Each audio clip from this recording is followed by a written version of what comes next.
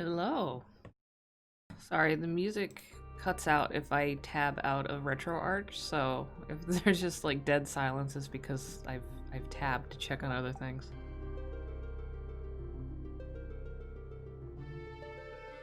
What should I name Ramza? I want to name Ramza something silly.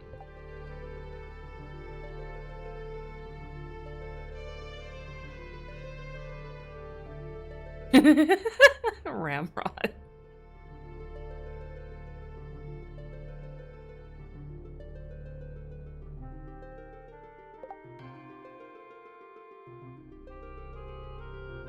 Oh, I forgot to mute the bloops. Now they're muted.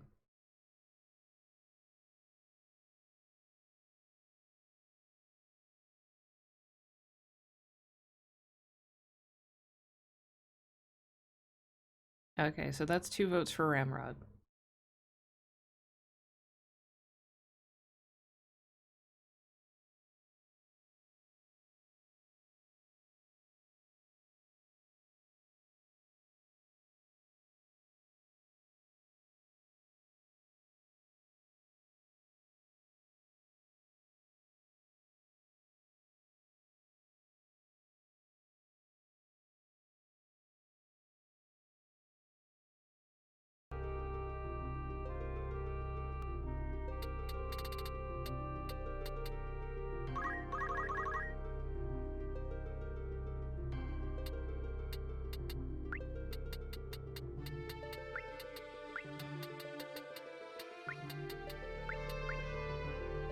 Okay, so we got Ramrod so far, unless somebody suggests something else.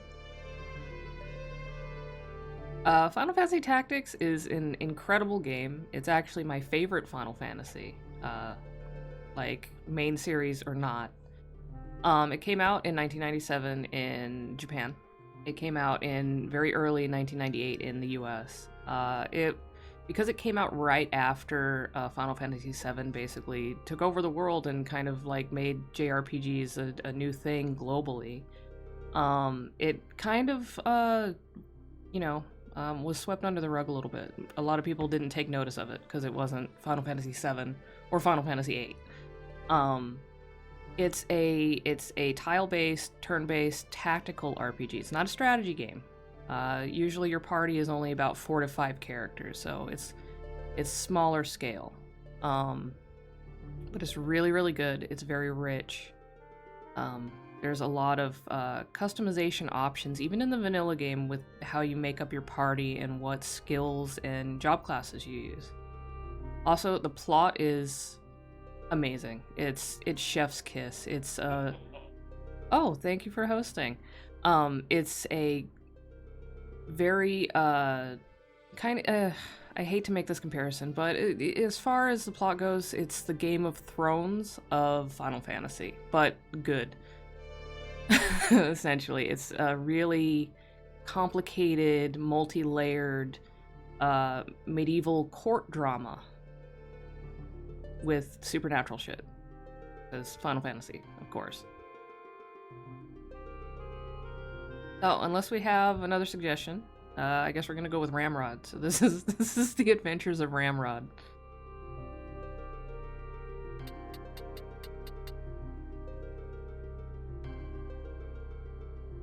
I mean, we could also name him Pog. I'm weighing the options. I don't necessarily want to go with the first choice if we have other possible choices. That's all. Pog's on. Maybe we'll go with Ramrod then. Alright, anyway, here we go. Because the intro is kind of slow, so let's just get through it. Is Ramrod okay? Okay. Alright, what is Ramrod's birthday? Because in this game, part of the underlying themes is the Zodiac. And so the Zodiac sign that the character has actually does have some influence on how the game is played. It's not a huge influence, but yes, 420, good.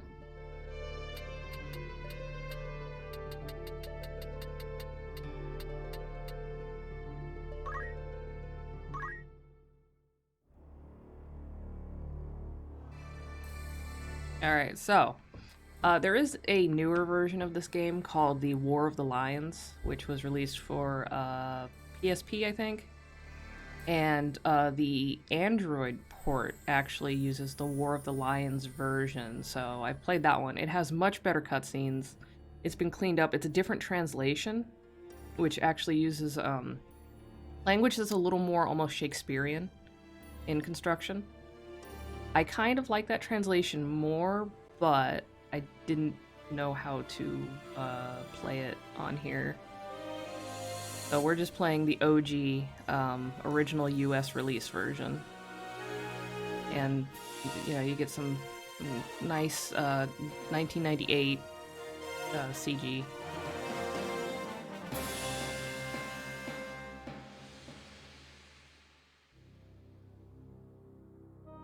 I mean, many times that I've played through this game, I usually just skip this part, but I'm gonna let it play out for you guys.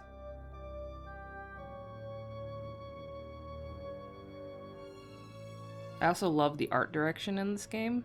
This game was very, very influential on me as a teenager obsessed with JRPGs.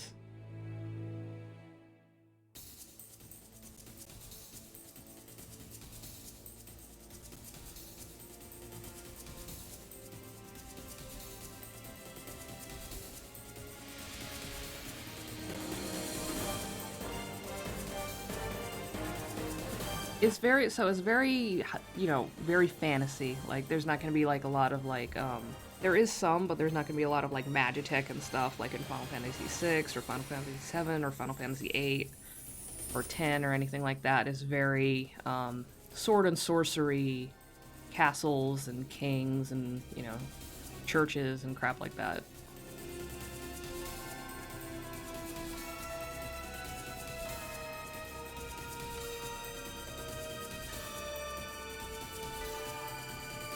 But like this game, like I could play this game like over and over until the day I die, and it will never stop being fun for me. I just kind of zen out and just enjoy it and absorb it. It's just good. Because the thing about the way the battle system is every battle, even if you're just grinding away on random encounters, each battle can turn out differently.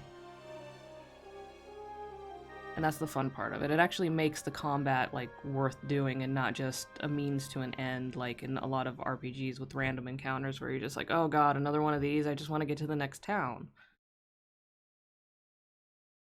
Like the battles are the main meat of the game.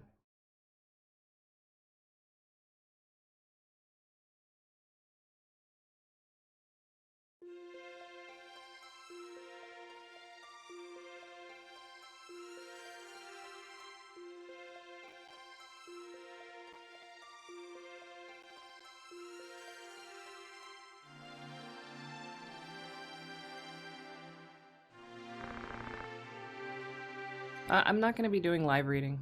I'm not very good at it. It's not that text heavy. It's not like Xenogears as far as the text dumps. So it's fairly easy to follow along on screen.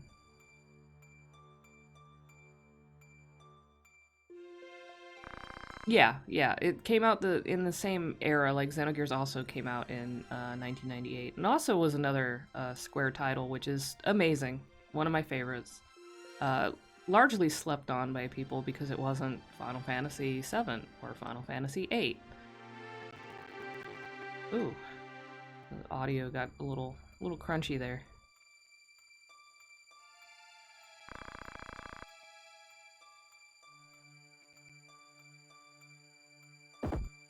But yeah, it does a lot of that low poly 3D backgrounds with sprites on top, which I love that look. Like in this, in Xenogears, in Ragnarok Online. Yeah, I love that look. That's like my favorite look in a game.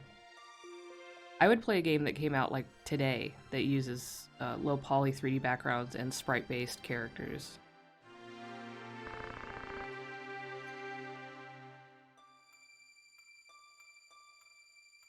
Gafgarian's an asshole. Spoiler alert, but not really. He's an asshole.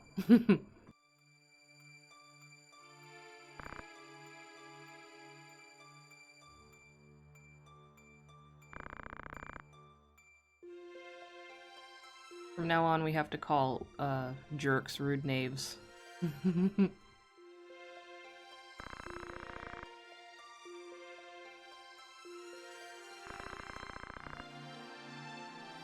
He's just a dick. An asshole mercenary.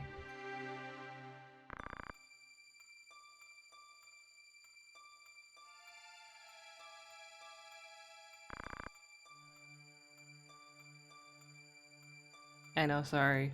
CW spoilers for a 22-year-old game.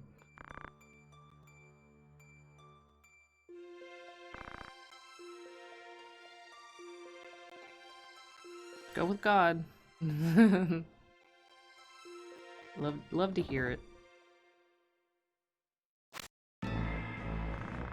Uh-oh.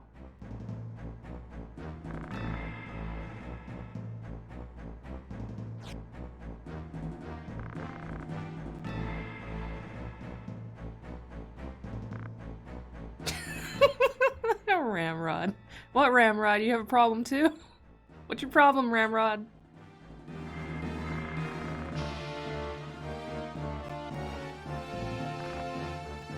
Right, Ramrod.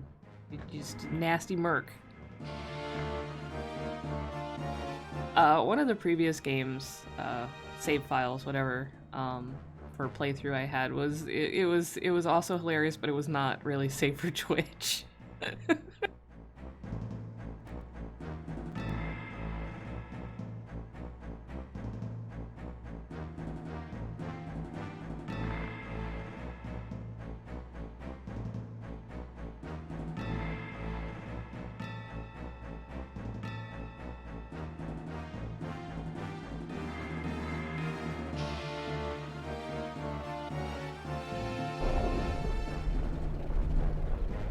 So this is a tutorial battle. I can only control Ramrod in this one. The rest of the characters on both sides are controlled by the AI. Just to kind of, you know, introduce you to the shallow end of the pool, essentially.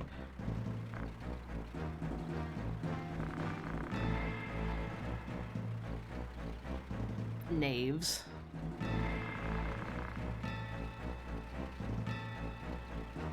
Don't you love it when some uppity knight talks down to a woman? That's nice. Real charmer.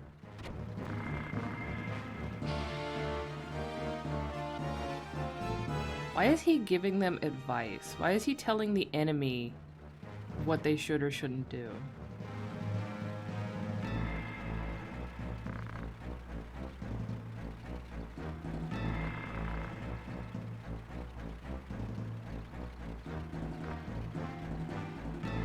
Rad! Yeah, one of the other NPC characters is named Rad. So we got Rad and Ramrod now. They're buddies. They're boyfriends.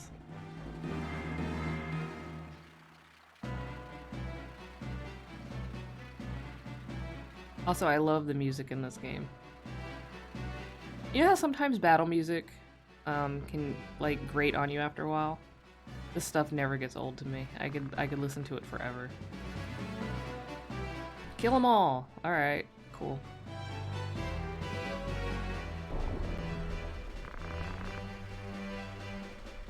I mean, they're cornering you in a church and trying to kidnap your princess, and they would probably kill you, but yeah, no, there's no reason to kill them.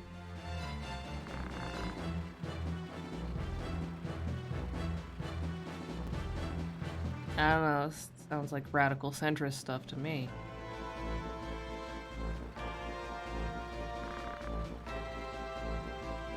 I don't like Afgharian, but I'm kind of on his side in this.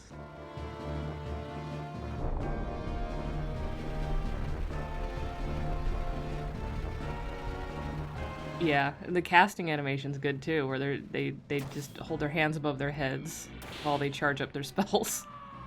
Oh, one hit kill, nice. Alright, so in this game,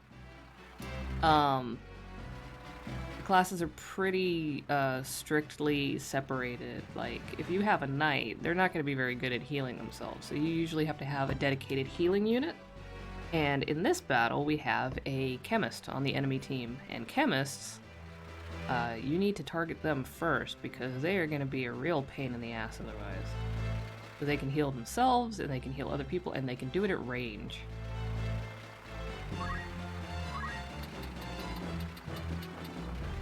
This guy right here, this dude with the floppy hat, this is a chemist. And I can't get to him yet. My range is the blue squares. But he's the one that I'm mainly targeting right now.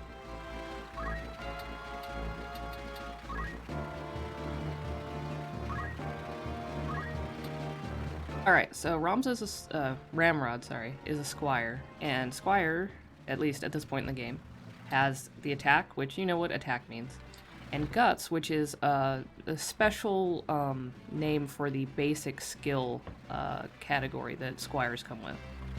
So, when you start the game, Ramrod is randomly assigned some basic skills, and they change from playthrough to playthrough. So this time we have dash, which is basically like a tackle kind of thing. We have throwstone, which is actually one of the few ranged attacks you're going to get until you unlock archer. It's actually pretty useful, although it's very low damage. But sometimes, you know, you want to get any kind of hit off rather than just sitting there doing nothing. Also, for every successful action you do, you get experience. That's how you level up. You don't get experience at the end of a battle. You actually have to do things in the battle in order to get experience. If you just have a character standing there and doing nothing while everybody else is doing something, they're not going to level up. So, sometimes, if you can't get to the enemy and do something worthwhile, just throwing a rock at them and hitting is good enough to get some experience to progress. Now, you can see the range of throwstone, which is all the red squares. And so, those are the people that I can hit. I still can't hit the chemist, just out of range, because he's an asshole. But I can hit these other guys, so I'm gonna do that. Knights have better block abilities, and so I'm not going to try to hit the knight head on because there's a good chance that he will deflect or dodge. Because if the enemy is facing you, they're more likely to evade. If they're facing away from you, you can actually get a damage bonus. So you usually want to attack from the side or behind if you really want to, you know, get your money's worth, especially with range stuff. So, see, here, if I select this knight to throw the rock at him, we have... can I use my cursor? Yeah, okay, so right here, above Ramrod's health and everything, we have the predicted amount of HP that this attack would do from the enemy. This is an estimation. It doesn't always end up being that amount. It can be less or more. Like, if you get a critical hit, you're going to do more. Over here, this little percentage, this is the chances of actually landing the hit. So as you can see, attacking this knight head-on is just a little better than, you know, 50% chance of actually hitting. It's not really worth it. And yes, the attack has to land. If you miss, or if it's blocked, you're not going to get experience for it. The action has to be successful, whatever it is. You get points for buffing yourself, you get points for healing yourself, healing others, attacking others, all that kind of stuff. But it actually has to be successful.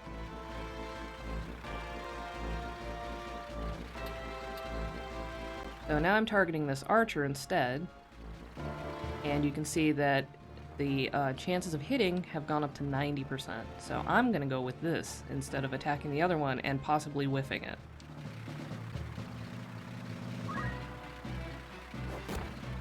And there we go. And as you could see, even though it estimated 12 damage, it only did 6. And that's fine. I wasn't expecting to take the guy out with a rock.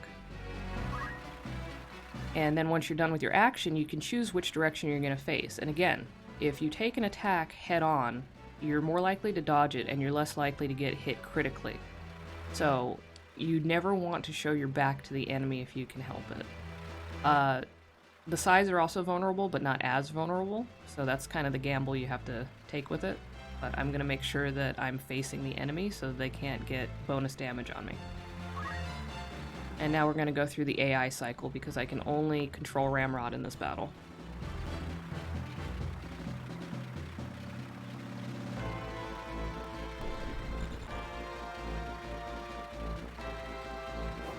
Oh yeah, and this is just the surface. We haven't even gotten to the point where you can control all the party members and change their jobs and mix and match their skill sets and stuff. And I'll show you how you increase your job level and unlock job skills and synergize them for... You basically make builds for all of your party members. The game is fucking rad. It's literally one of my favorite games. It's like this game, Xenogears, Symphony of the Night. Those are probably like 3 out of my top 10 favorite games of all time. This era of Squaresoft, like the late 90s, was an amazing time. They did a lot of cool stuff that they weren't really that concerned with whether or not it was going to do well commercially. And I really appreciate that because, you know, they took chances and a lot of them paid off. I mean, as far as like the experience, not commercially necessarily. Also, I've played Final Fantasy Tactics Advance. I didn't like it. I can't tell you exactly why, I just didn't like it. Alright, so Gapgarian is a Dark Knight, which is a special class that you cannot unlock with your regular characters. It's mostly an NPC class. Although you do get some NPC party members that can use skills like this later on. And so his skills are based around this one especially, Night Sword. Night Crew, woo! This one does damage and steals that damage like a vampiric skill. So he's going after the chemist, which is good. Oh, and the chemist is done, so we don't have to worry about him anymore. So now usually what I'll do, because the knight has the highest HP and also the highest defense, I'm gonna go after the archers first to eliminate them because they have range. And then I will finish the knight last. Basically, once the archers are out, then all of us can just gang up on the knight, and he shouldn't last too long. So that's generally how it goes. Much like with other tactical RPG kind of games, you go for the healers first, because they can keep people alive. Then you go for casters, range DPS. Then you go for lower defense DPS, melee, and then you go for the tanks.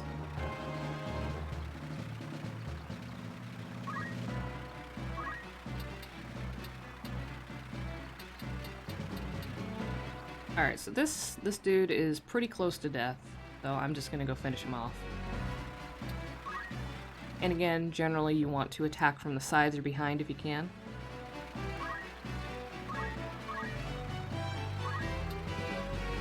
So now I'm just gonna do a basic attack on him. Okay, 49 HP probably, and 100% chance of hitting. And he's down. So now we just have one archer and the knight left. And now I have the opportunity, because I'm against the edge of the map, that I can actually just put my back to the edge, and then with that corpse on one side and my back to the edge of the map, only my front and one side are vulnerable, which is pretty good.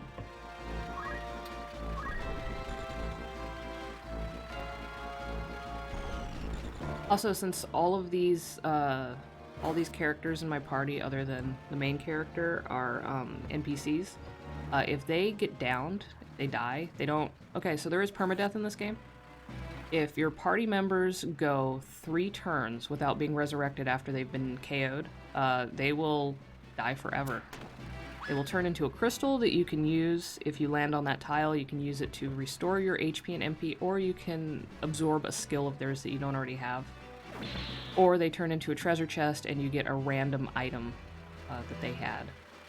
But they will never come back. And if the main character ends up doing that, it's game over. Now, you get NPCs that don't stay in your party forever, that are guest characters, and if they go down, they don't die after 3 turns. They're just KO'd until you res them.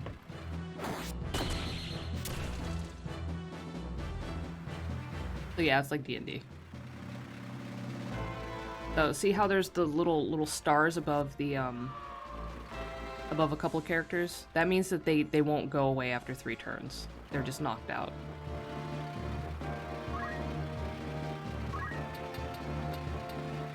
And now I can get this guy from behind.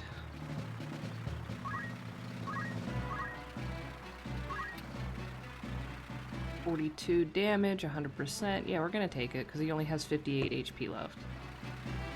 We might get a critical, and if we do, he'll probably just go down in 1 hit. Well, we got a critical, but it wasn't enough.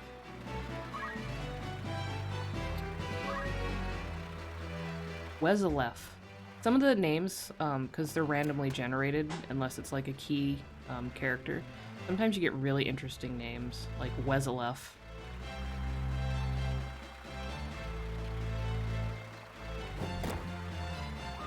Oh, took him out with a rock. Cool.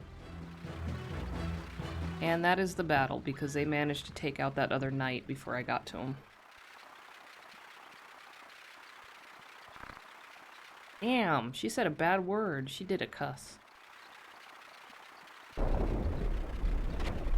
I mean, you conk somebody with a rock in the right place, they're probably gonna go down, not gonna lie. One of the best lines in this translation of the game is coming up.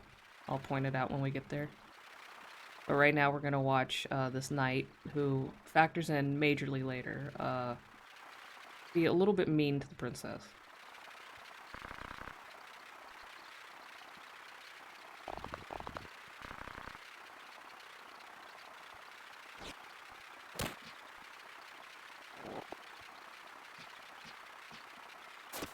Also, there's no horses in this world, just chocobos.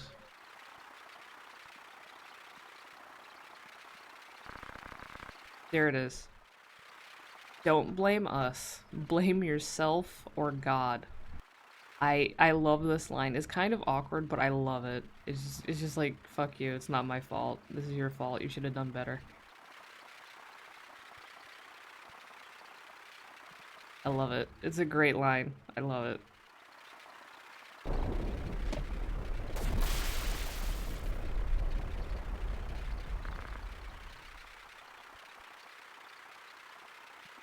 Yeah, like, maybe you should have been better at the battle and you would have saved her in time. Maybe you should go pray about it, nerd.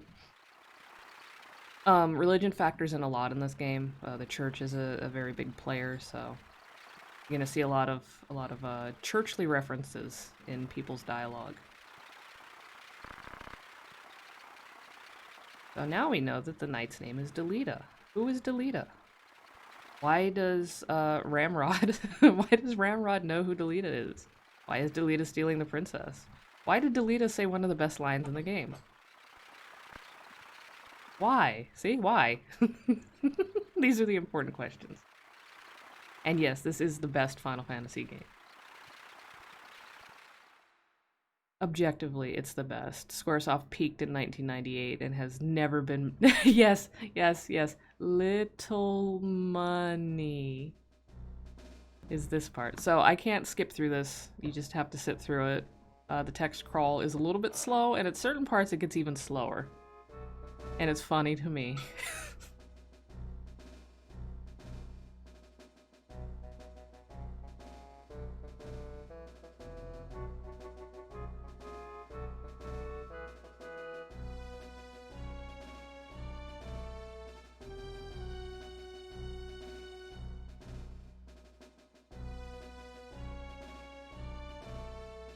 See how slow it is for the little money? But also, I sympathize with these guys. They got conscripted into the war. They fought the war for the nobles. They had no stake in this.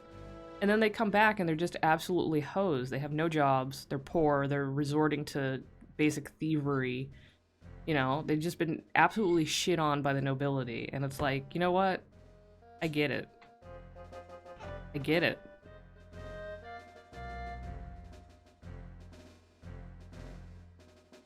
I don't know why that part is so slow, but the emphasis is hilarious. Especially nowadays, because, again, like, playing this game as a child and not having experience being just screwed by the upper class, and then playing this game as an adult who has been screwed by the upper class, it hits different.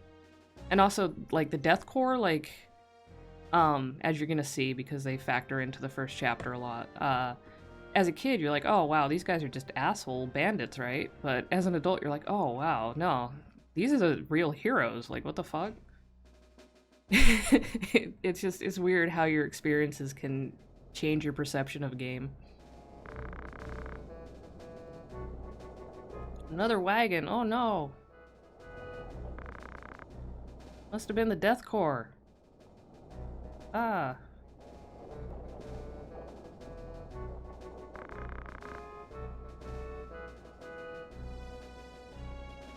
Oh, there's Delita. So this is Delita before that battle that we just had. Before he became a princess sucker puncher kidnapper. See? There he is. His outfit is not as fancy now. It gets fancy later on.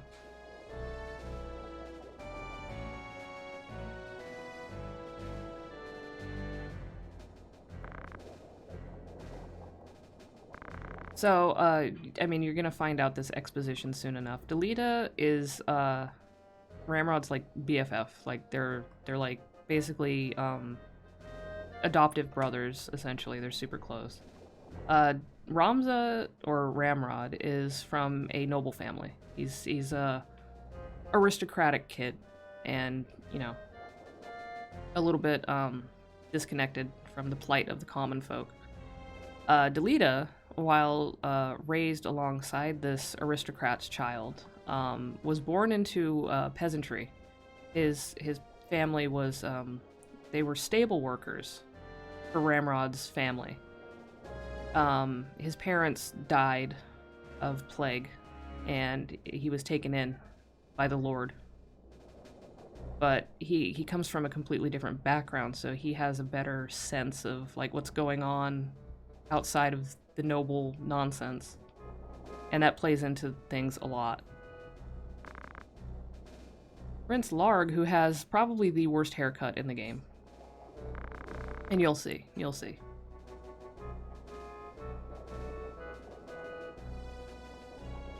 Whatever the translation oopsie was, because it's not, I don't think it's in the War of the Lions version. I can't remember. It's been a little while since I played that version, because I don't like playing on my tablet.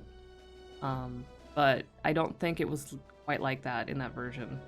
But I still love it. It's just like, it's weird emphasis on how little money those people have, and it's great.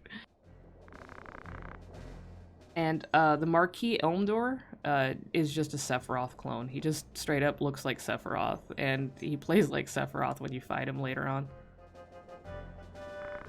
There will be a little tiny bit of spoilerage in this, just because I played this game so many fucking times. I know everything about it, and sometimes I'm just gonna reference stuff that happens later on.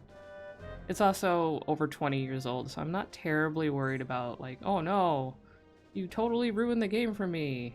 Also, there's so much shit going on, it's hard to really ruin anything. Yeah, the battle lag and the re-release is a bit much.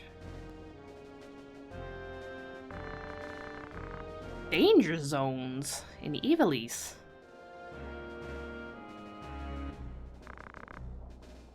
Ah, so now the students at this illustrious military academy are basically being conscripted to do the military grunt work, because they don't have enough soldiers. Well, maybe if they didn't screw their soldiers over after the war, they would have more people that are trained and able to do these jobs. Womp womp.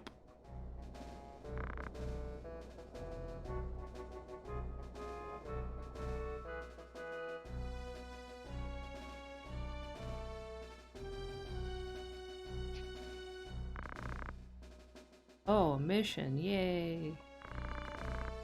Barbarians. So again, you see the class divide here. Barbarians being disaffected soldiers who have been left with literally nothing after, you know, essentially putting their lives on the line for the squabbles of the aristocrats. But yes, they are barbarians.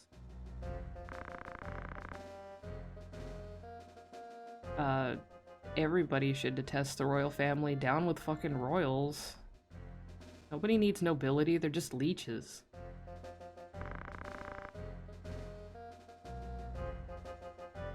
And again, you see them basically referring to human beings who have been, you know, screwed over as vermin for being disgruntled.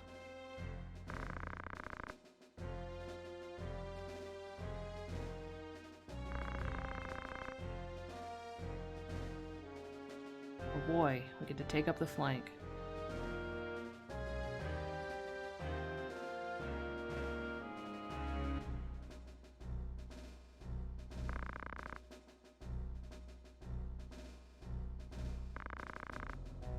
Okay, so now it's a gang of tortured thieves, but who tortured them? Huh? Who tortured them? Who made them this way?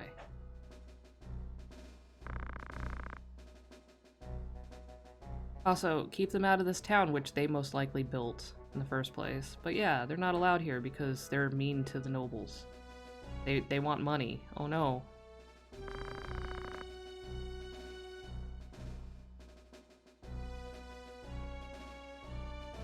Alright, so it's time for another battle. We're gonna save.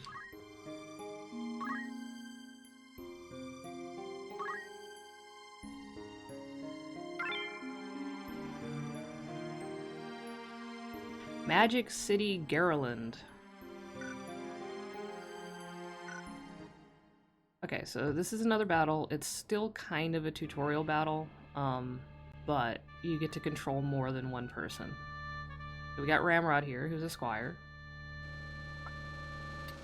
We have, so these are randomly generated. You get the same amount of people each playthrough, but their names and their various little stats are different. Their zodiac signs, their brave and faith scores, their HP, the amount of XP they start with and stuff. So we have Nielsen, we have Abel, we have Morrison, the chemist, we have Charmaine, the squire, Paula, also a squire, and Amy, also a chemist.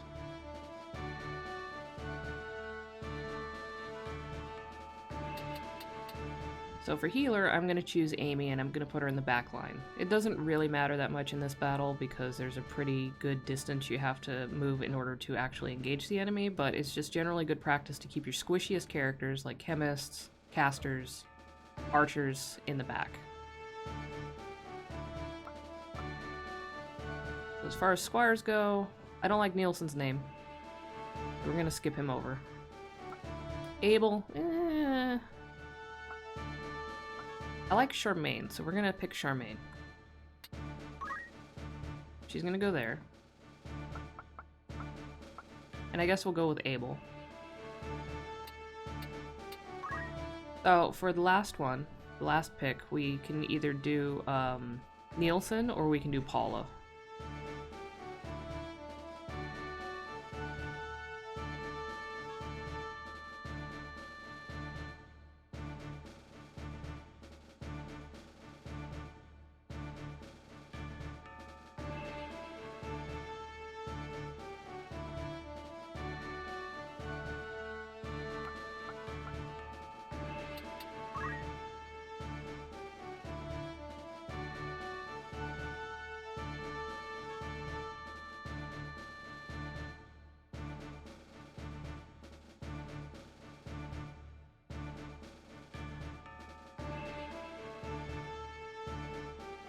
Okay, so we settled on Paula then.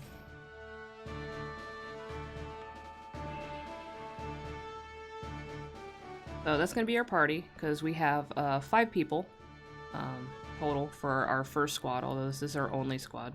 We also have a guest, though. Delito will be joining us, but he is a guest character, so if he goes down, he will not disappear and turn into a crystal or a treasure chest, which is good, because he's essential to the plot. Am I sure? Yeah, I'm sure.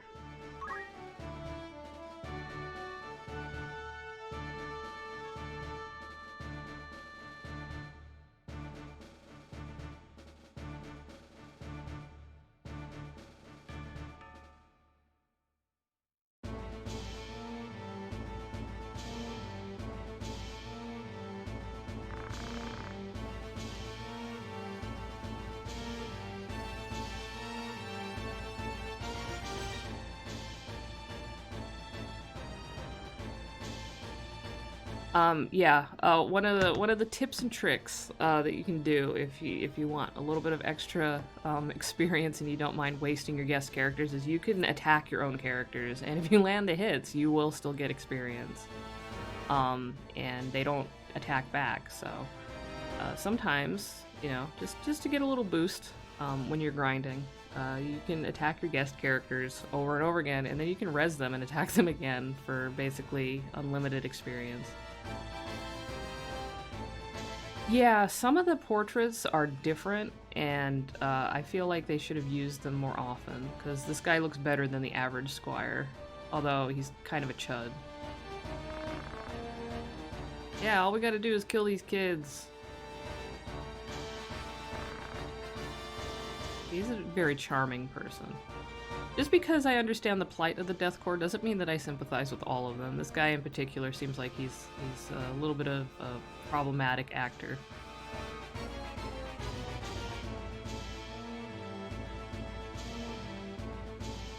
Oh, there's our conditions for winning. Sometimes they change, sometimes you have to protect somebody, sometimes you only have to kill one person. It depends, but generally, the majority of battles is just going to be destroy all your enemies.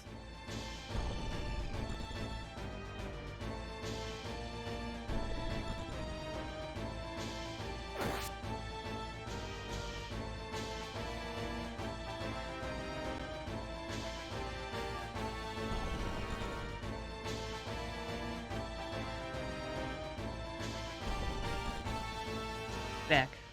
Oh, is that the musician Beck? He moonlighting as a chemist?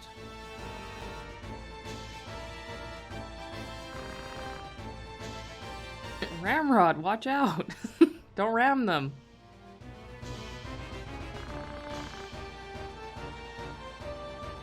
Tone it down, kid. You're just a blue blood. Oh yeah, so now we get some of the contempt for the nobility, which is delicious. Yeah, see? The academy is mostly for upper class kids. It's not for common folk. Except for Delita, because he got in through benevolent nepotism.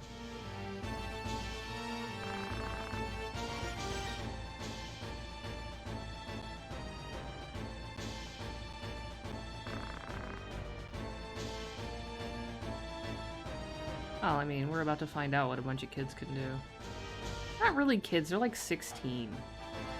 I mean, yeah, they're minors, but they're not like elementary school kids or anything.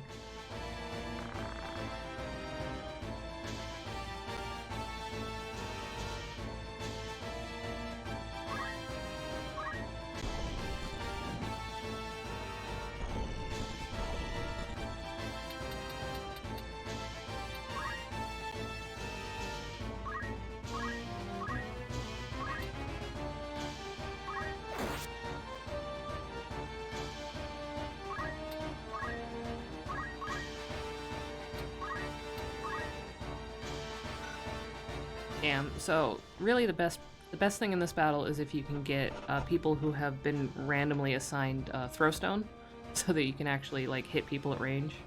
Unfortunately, it doesn't look like I'm gonna be so lucky this time. You know, Nielsen probably has Throwstone, but I didn't pick him.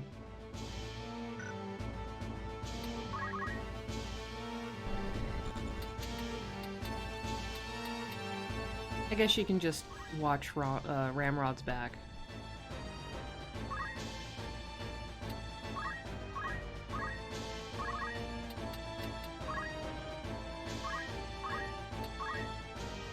Okay, so Charmaine has Throwstone.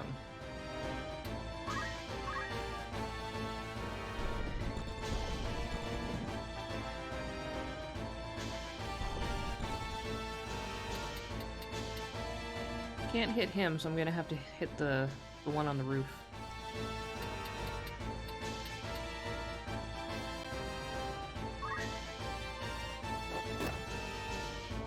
And sometimes, if you get lucky, when you do Throwstone and someone's up on an elevated surface, you can actually knock them off and they will take fall damage if the drop was enough. So that's always nice when that happens. But it can also happen to you, so.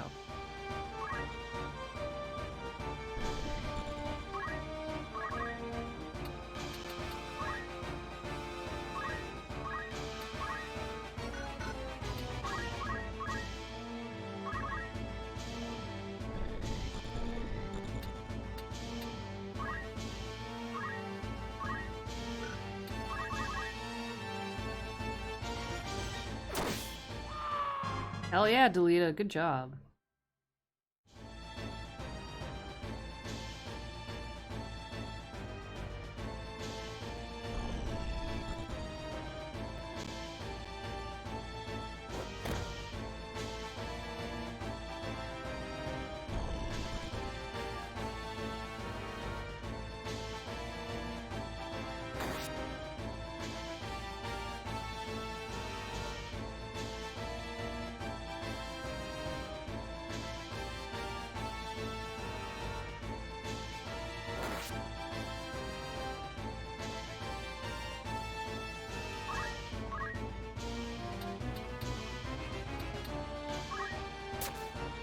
Alright, I'm going after this chemist because this battle, the chemist has a tendency to run off to the far corners of the map in order to avoid you. I want to get in as much damage on him as I can.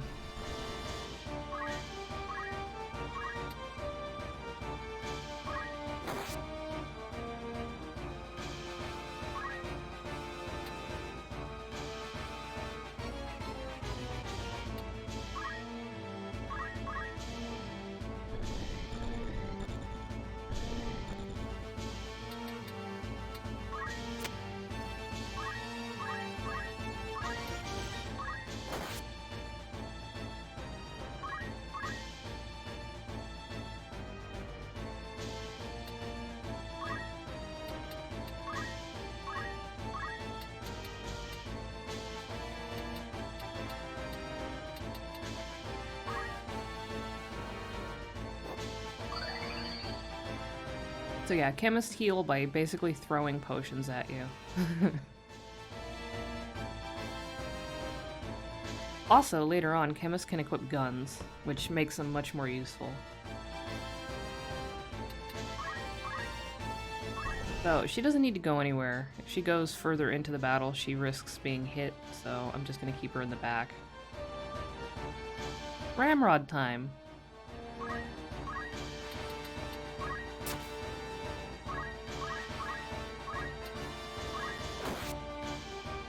Alright, so we got the chemist down to critical HP levels, so hopefully we can take him out in one more hit.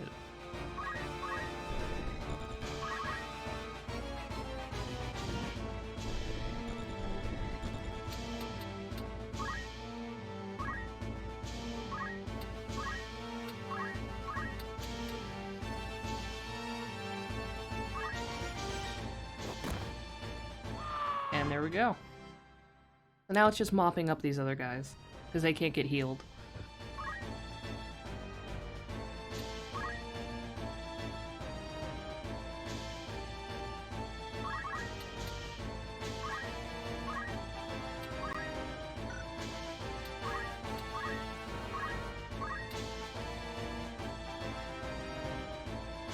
Should I heal Delita for experience, or should I hit him for experience? I'm gonna hit him.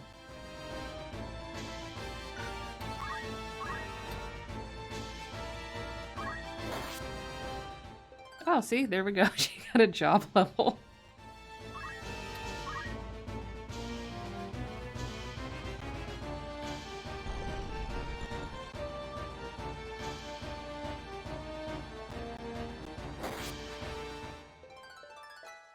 Fuck you, Hugo. You don't deserve that job level. Ralph. What are you gonna do, Ralph? Oh, oops. That's what you're gonna do.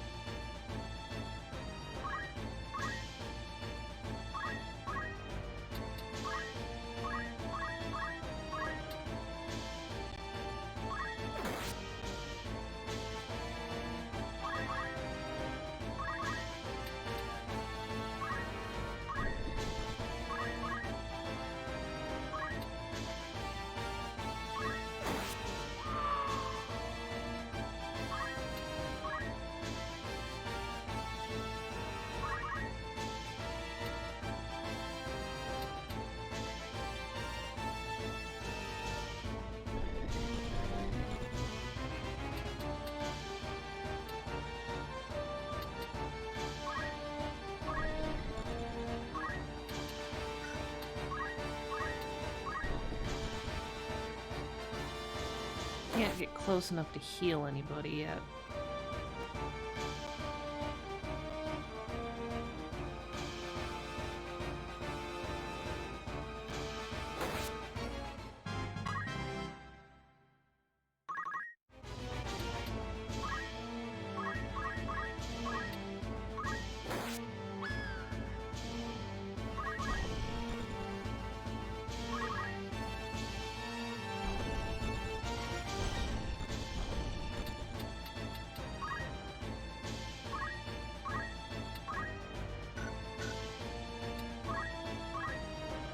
So unfortunately, since this is the past, Ramrod doesn't have Throwstone.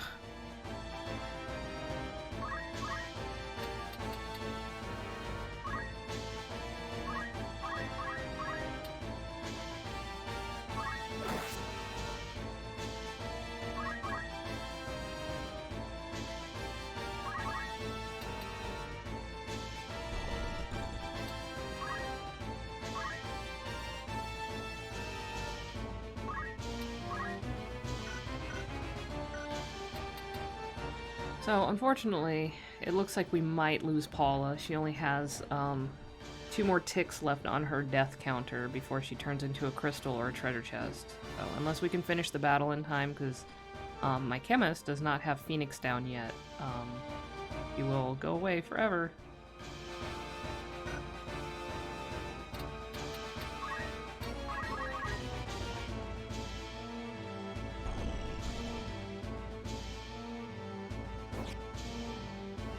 Ah, see?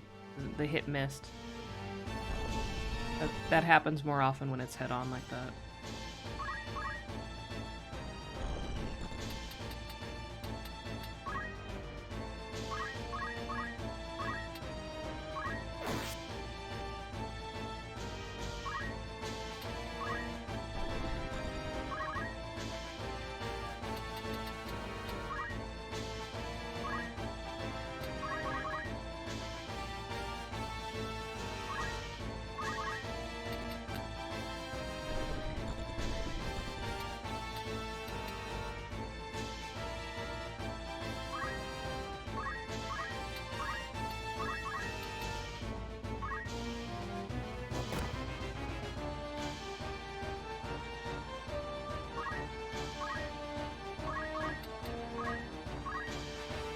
Alright, so, even enemies turn into crystals.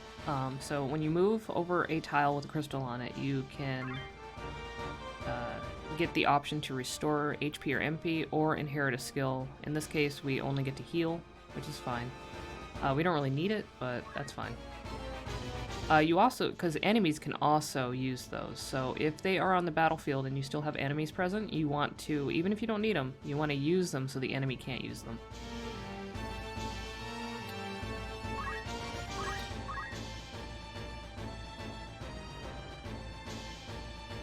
Oh. Got a treasure box.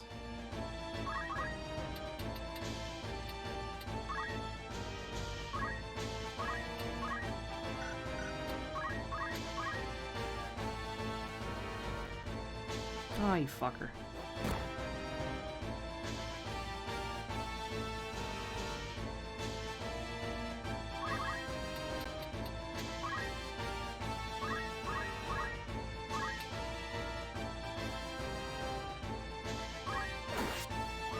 Alright, there we go. And we didn't lose Paula. We did it!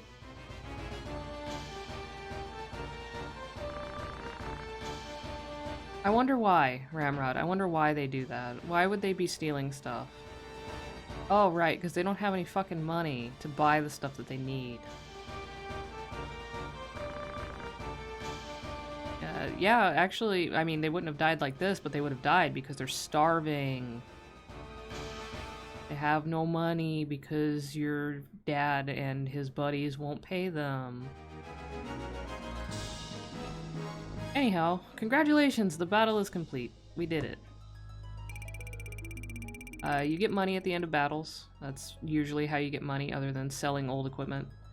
Sometimes you get bonus stuff, war trophies. In this case, we got 2,000 more bucks, a knife, a phoenix down, and a potion.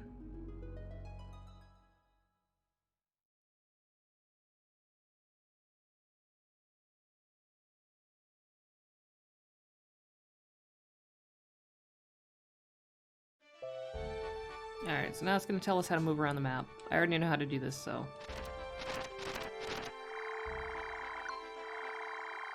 So now, on the bottom right corner of the screen, we see how much money we have, our war funds. In the upper left, we see the date of the calendar. And every time you move between spots on the map, a day passes. And over the course of this game, you will probably travel through years of time. And when you go to the little Brave Story Compendium, character ages actually will change depending on how much time has passed. So the characters do age as you play the game. So the Brave Story is basically where you can find out about what's going on and who people are. Later on, you can do these little expedition things where you go explore. You send people from your party that you're not using to go explore areas for so many days, and they can bring back relics and stuff that don't really have much effect on the game, but it's kind of a fun thing to do. And they get experience and stuff.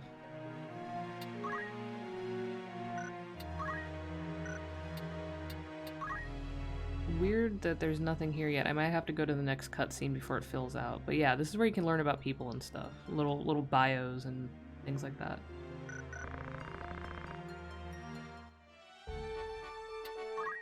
So, formation is where you deal with your units. This is where you can change equipment, you can change job classes, you can level up jobs, you can change skill sets. So right now we're going to spend some of the job experience that we have for Ramrod. So currently he's only been using Squire really, so we have 209 job points that we can spend. It says that the total right now, he's a level 2 Squire. He has 209 job points total. His next level will be when he hits 350 job points, and then he'll go up to level 3. Each job has 10 levels, with increasing thresholds of experience to get each level. When you max them out, basically you're done with it. You max them out when you buy every skill, though, not when you reach level 10. It's just when you reach level 10, you can't really level them up anymore. But in order to max out a class, you have to purchase every single ability for that class. Here we have Accumulate, which is a buff that you can only use on yourself that basically increases your attack power. Dash, which is like a low-level tackle kind of thing. Throwstone, which is what we're going to get because it's the most useful right now. Heal, you can use to heal yourself. Yell is a buff that you can use on yourself or others that increases your speed. And Wish is a weird kind of skill that you basically sacrifice a portion of your own HP to heal someone else a little bit. It's like a last-ditch kind of emergency heal thing. I don't really use it very often. Alright, so taking Throwstone, that was 90 points, so now we only have 119 left. Over here, these are reaction skills. These basically trigger when someone hits you, essentially. So for Squire, this is probably one of the first ones you can end up getting in the game. Counter Tackle. So basically what happens is when someone, the trigger, a physical attack, somebody attacks you, and they're in range, so they have to be like next to you. When they hit you with an attack, actually I think you can do it even if they miss. It just has to be a physical attack. You will essentially dash at them. Even if you don't have the dash skill, you will do a dash attack in retaliation for the attack they did on you. And it's automatic, you don't have to do anything. Over here we have, these are support skills. These are generally ones that you don't actively use, but they can help you in all different kinds of ways. Like Equip Axe allows you to equip axes, which Squires don't normally equip. Or no, actually they do, but if you have Equip Axe on a non-Squire, then you can use axes even if you don't normally have access to those on that class. Monster skill.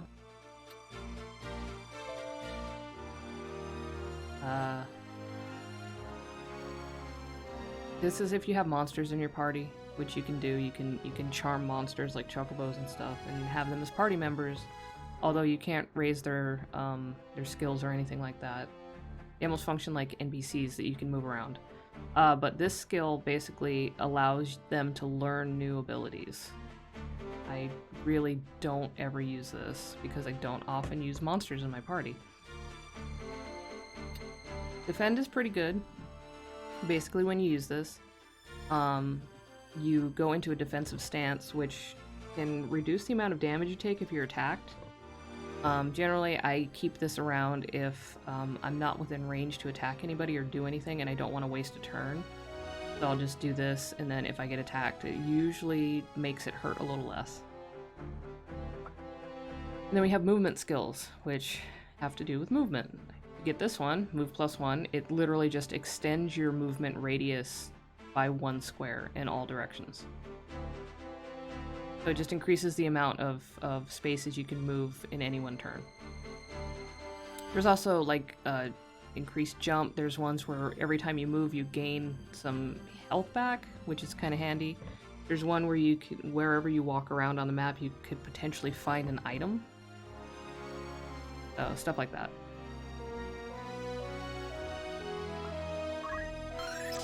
But for now, we have 69 points left over. Nice. So for right now, I'm just going to get Throwstone and Defend. Because those are the most useful for me right now, and I don't feel like banking my points just yet.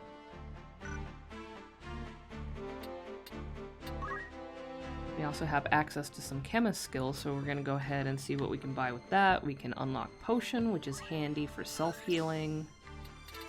And if we had 10 more points, we could get Phoenix down, which is also very handy for resurrecting when you can't get a chemist over, or if your chemist is dead. We can't get that right now. We need 10 more points. So here, if you go to set, this is where you can actually equip the different skills. So you see that we have the item skill set, we have the battle skill, which is from knights, which is mostly useless, especially right now. And then we have charge, which is from the archer skill tree, which allows you to essentially spend a turn charging your attack, which makes it more powerful. So the most useful for right now is item, so we're going to do that. We don't have a reaction skill. We haven't bought one yet, so skip that, go down to support. We're going to do defend. We don't have a movement skill yet, so we're going to skip that. We did not use Nielsen. We did use Abel, so let's see what skills he has. So now he can get Throwstone, so that's useful, and that's going to be... Now he has 14 points left, that's not enough to buy anything, so he's all done.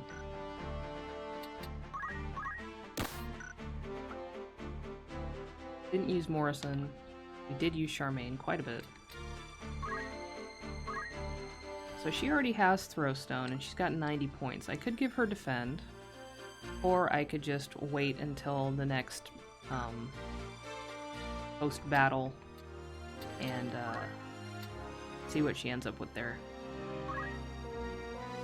Oh, she's got some chemist skills already. She's got Potion, she's got Antidote. Cool. So I think hopefully she will get enough for Phoenix down next.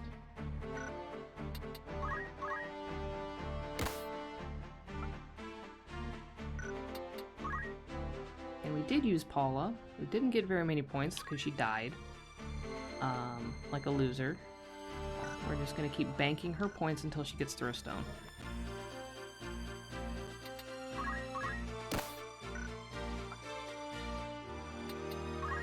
And then we have Amy, who did quite a bit, and can probably unlock Phoenix down now, which is very good, because we're going to need that.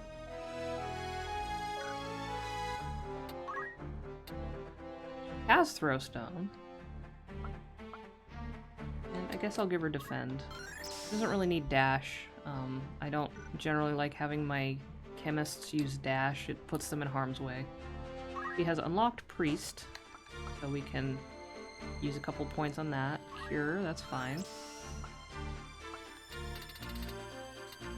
And then down here we have buffs. So we have Protect, which it's like Shield, it protects you from physical damage. And we have Shell, which protects you from magical damage. Usually, especially this early in the game, Protect is a better way to go. So we're going to do that. And then for Wizard, Start off with fire, fire 2, fire 3, fire 4, bolt, same thing, ice, poison, frog, death, flare. She's probably not going to be going black mage, but I'll use the points anyway.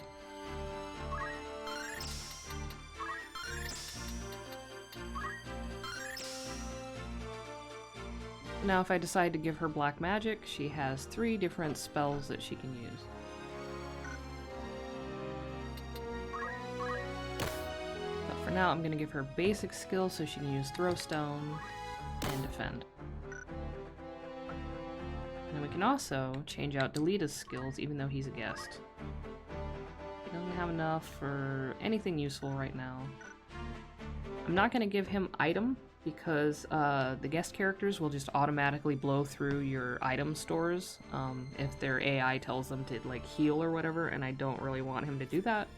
They don't have a lot of money right now, and I don't want him burning through my potions because he got a scratch.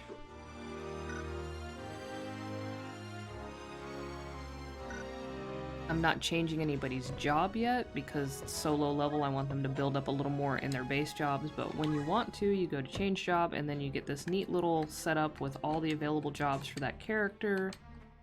The ones that are grayed out are ones that you haven't actually unlocked yet because you don't have enough job levels in the prerequisites for that job. But if they are highlighted like this, then you can do that and it changes your job.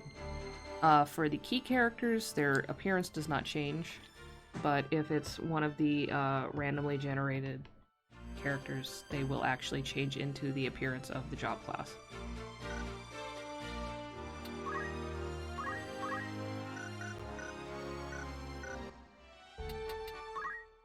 Alright, gonna go ahead and save.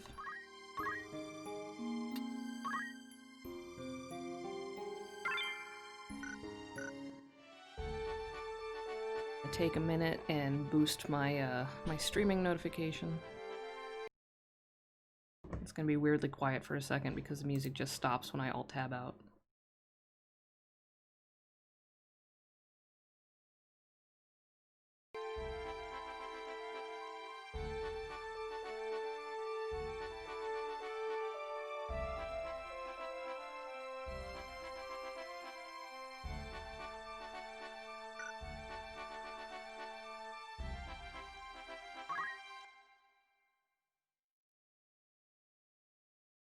Alright, time for a cutscene.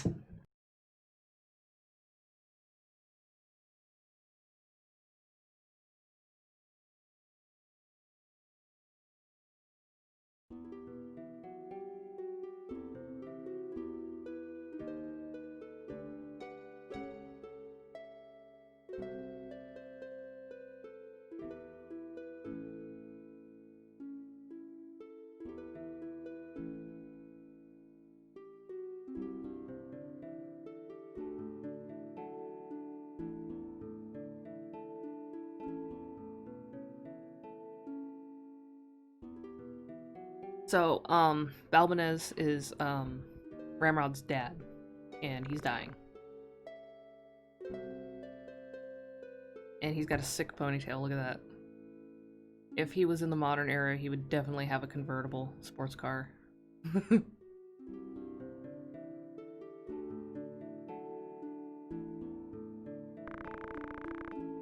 So, Zalbag and Dystarg are Ramrod's older brothers. Half-brothers, I think.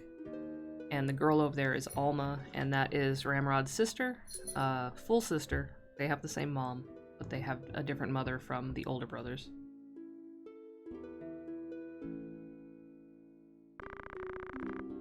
So this is all exposition of what's going on. It's gonna be a lot of names that we don't know yet. Well, I know them, but you don't know them.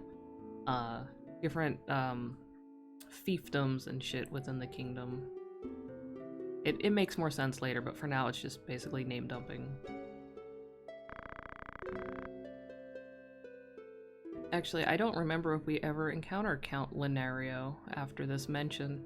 Don't remember a character named that after this part. I might be misremembering though, but...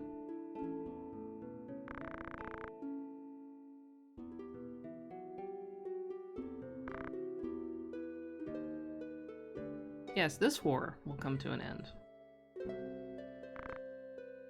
But then you're gonna have another one.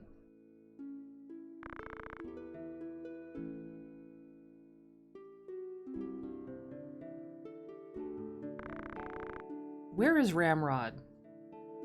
Just when we need Ramrod the most, he's not here. Can you believe it?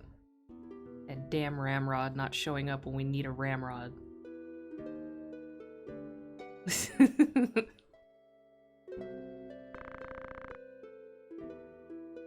I gotta say, some of the names in here, I would not want to, like Zalbag. You want to be named Zalbag? Dice Darg. Yeah.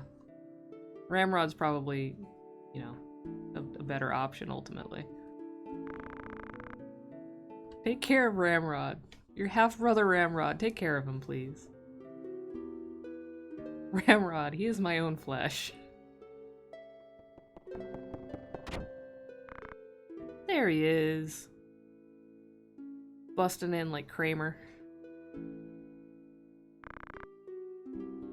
Yeah, shut the fuck up, dude.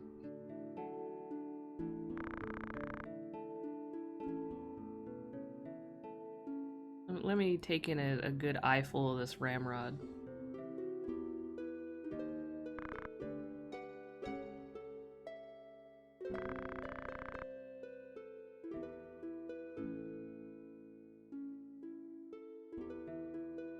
They never mention how long it's been, so I want to know how long he's been shipped off to the academy.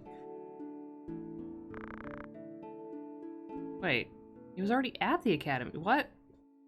What? You started the academy where you literally just were before that battle, but okay.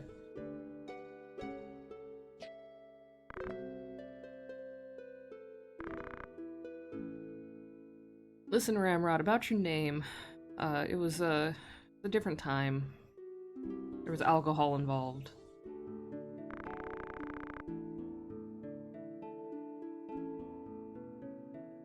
Also, I want you to know that we're aristocratic fucks. The reason why these commoners are so angry is because we won't fucking pay them for their labor, for our stupid squibbles and squabbles and whatever.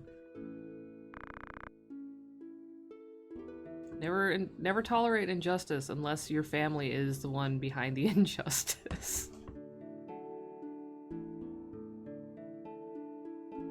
It depends on the build in World vs. World.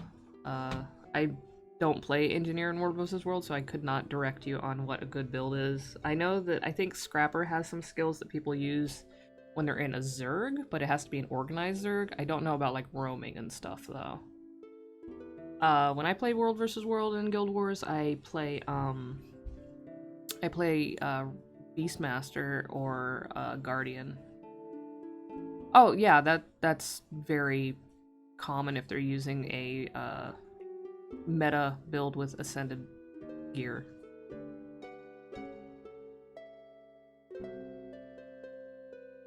They have some pretty high DPS stuff that can just waste you if they corner you.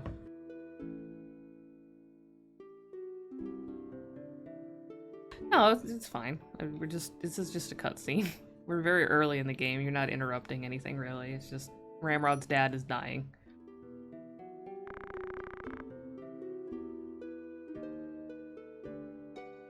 Living true to your heart while oppressing the masses and benefiting off their exploitation.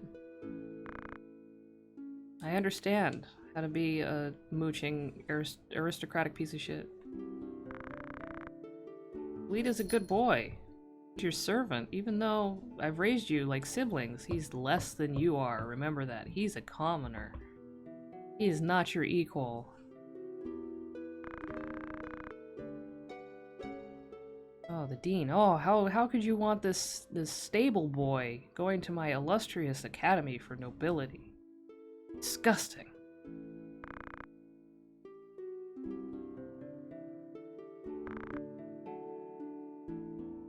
My cat is sitting next to me on the desk, so if there's any cat noises, I apologize in advance. Hello, Tobias. Made a snorty sound at me.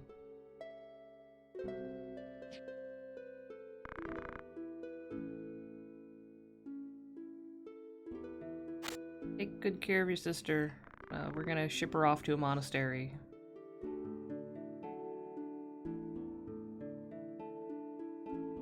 I do like how the lighting effect like fades out when he dies, like through the window. Like the sunlight just kind of goes away. That was nice. It's a nice touch.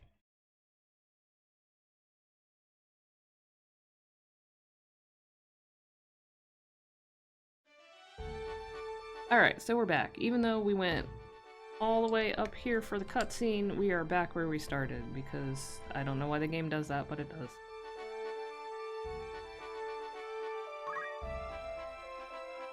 Uh-oh, that's not good. Why isn't it showing the menu? Okay, so I can select stuff, but it's not actually showing... Oh. I think we have a little bit of an emulation problem here. Fortunately, since I have played this game many times, I know what's what. The top option should be bar or tavern. Second one should be shop. And the third one should be recruitment, which is if you need to replace people in your party because they've died or whatever, that's where you go. Anyhow, let's go to the shop.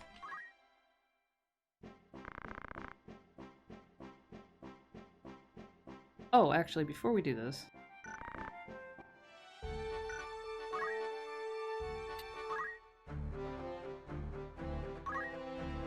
we did get some items, so we should equip those first before we go and upgrade other people's stuff. So when you go to the item screen for a character, you can equip stuff manually, or you can go to the best option, which basically the game will sort out what the best items you have are for the character and equip them automatically. So if we check here, we already have the best stuff for Ramza, or Ramrod, so we're not going to bother with that. Because the mithril knife that we got is actually equal to the broadsword that he already has. So we're gonna scoot over to... Jermaine has a sword. So actually what we're gonna do, I'm gonna give Amy the knife, because we could use it. Where is the knife? Did I not get it?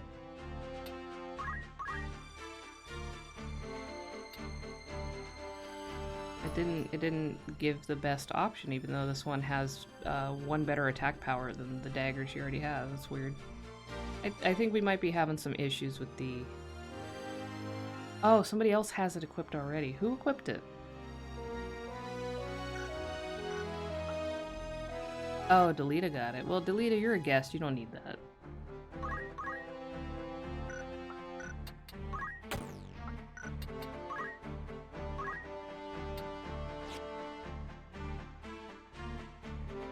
Oh yeah, I gotta take the dagger off of Amy.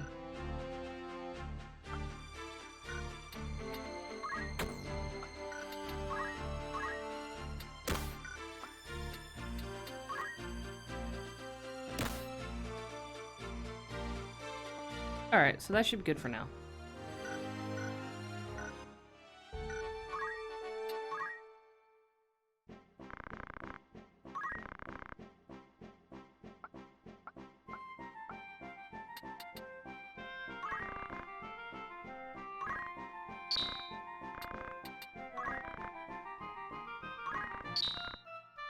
I'm really just here to get more healing items.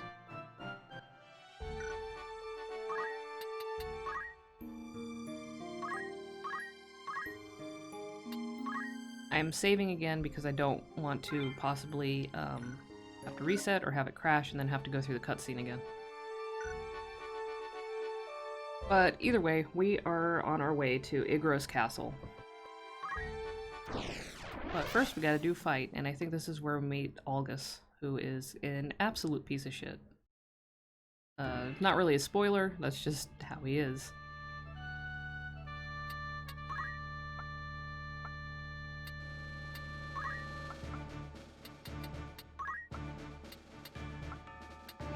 Alright, so as you can see, the last battle we had 5 people, but now we only have 4 because if this is the battle I'm thinking of, Delita is going to be joining us, which makes it 5. So we have to leave one person behind. So Paula is gonna chill for a bit. She's still recovering from dying in the last battle, that's why.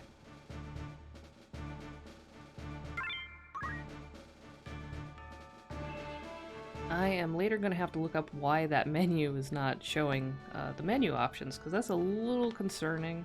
So far it's the only menu that seems to be doing that, but still. I'm wondering if that's what was going on in the Brave story too, and why it wasn't showing anything.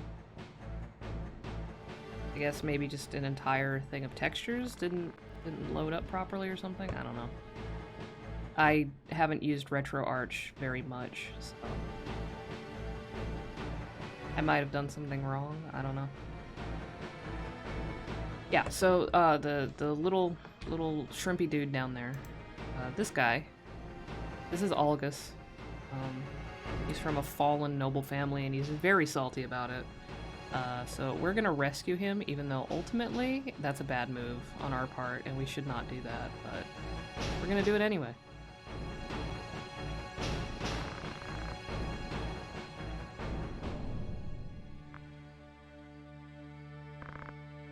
Don't blame us. Blame yourself or God.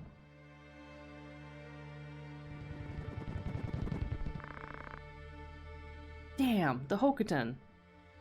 Except it's really not. And Lita, having much sympathy for other people, not being a vampiric vulture of a noble, is going to want to save Algus, even though I have a feeling that he regrets that decision for the rest of his life. And you will find out why once we finish this chapter of the story.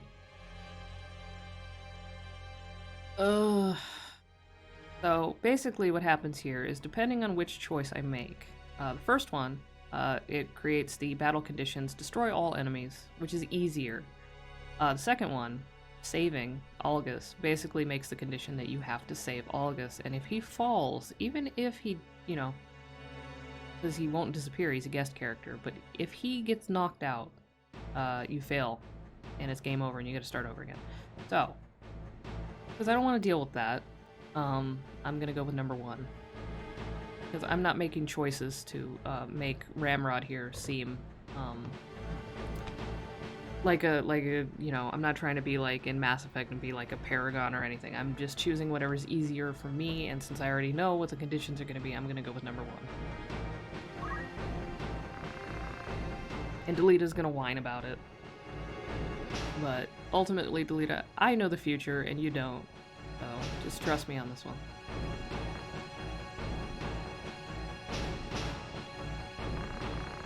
See? What? What's wrong with you? He's a person. Just trust me, dude. Just trust me. I know what's gonna happen.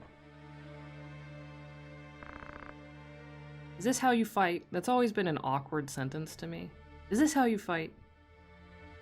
Yes, it is. Oh, Delita.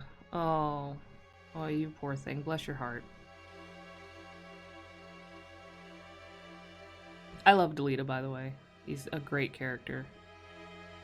But yeah, so now it's defeat all enemies. If I had chose the other one, it would flash Algus light blue and say, save Algus. And that means that in addition to eliminating all the enemy units, you have to make sure he stays alive. Which just makes more work for you in the end. And this early in the game, it's not really worth it.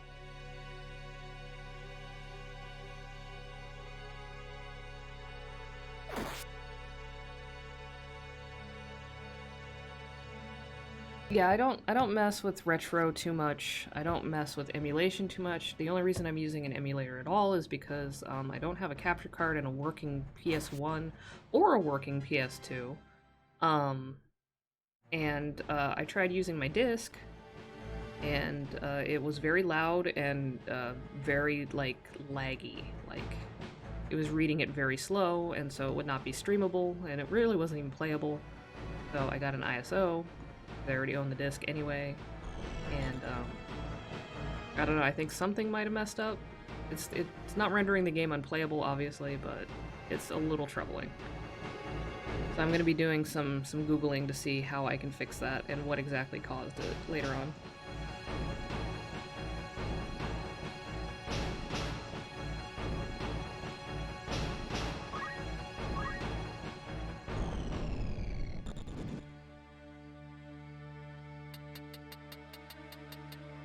Alright, so what do we got? We got a bunch of dudes up here. We got a thief.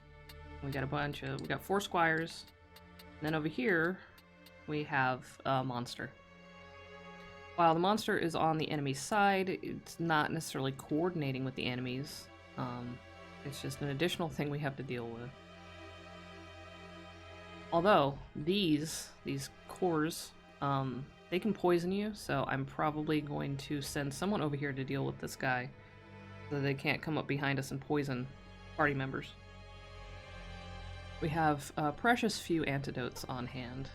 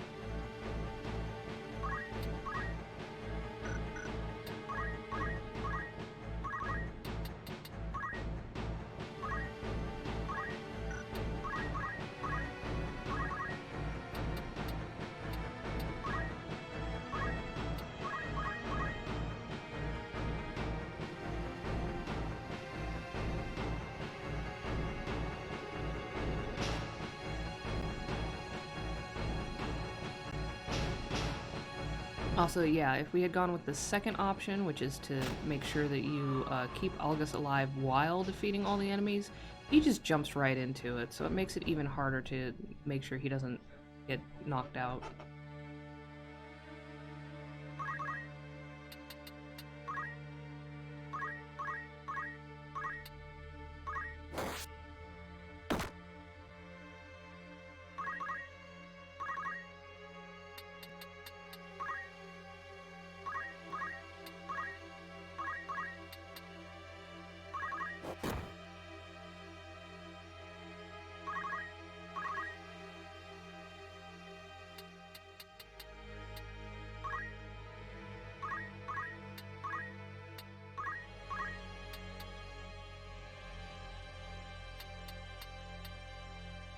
Ah, yeah, I can't do that. I'll hit Algus instead.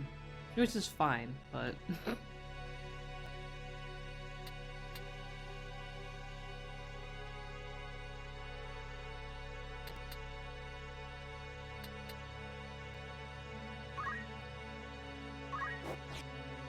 Damn it. Yeah, that's the risk you take when you attack head-on like that. Sometimes you miss.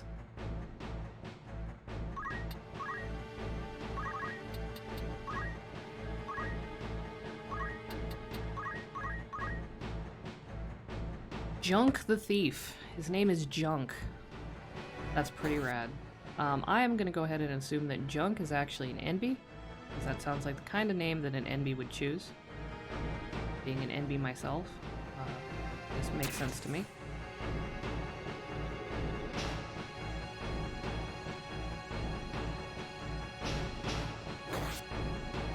Which makes me feel a little bit bad about the fact that I have to kill them, but, you know, it is what it is.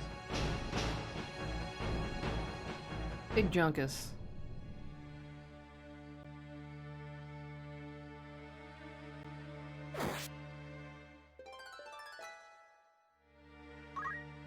At least you're pulling your weight this time, Algus. That's all I gotta say. Yeah, exactly. Like, Junk is not really the enemy here. Unfortunately, we have to play as the aggressors.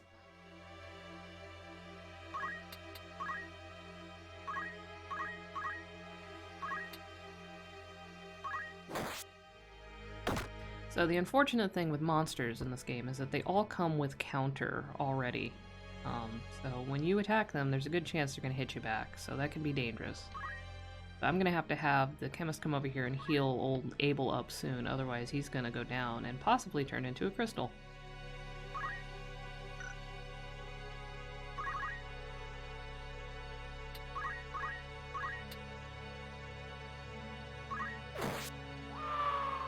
Alright. Down.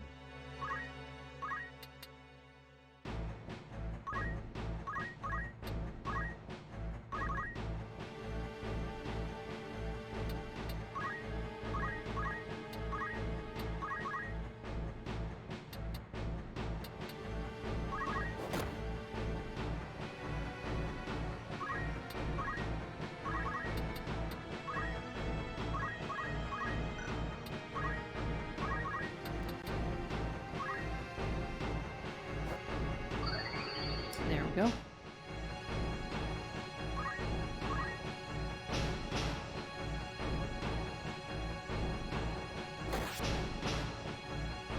Man, Junk is just really going to town on Ramrod, huh?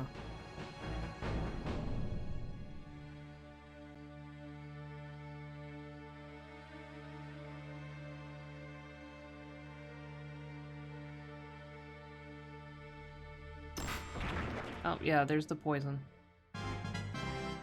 Yeah, gloat. Stupid cat.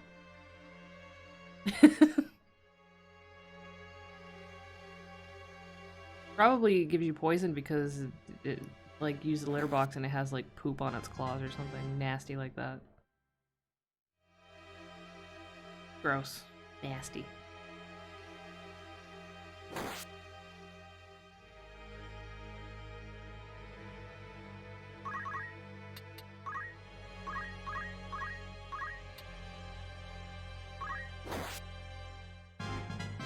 Yeah. Get that level.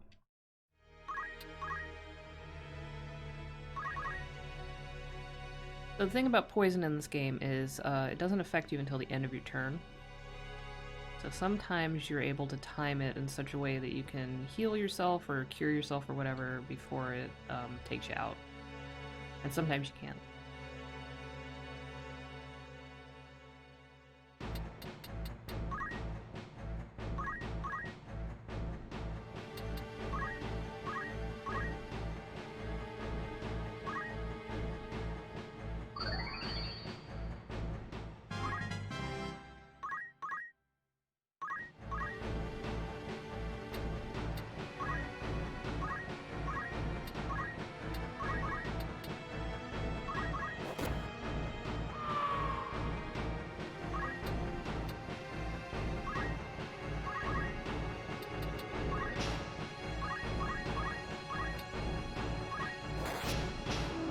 Yay!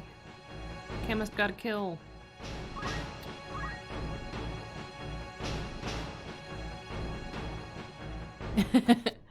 Hey, Flawless.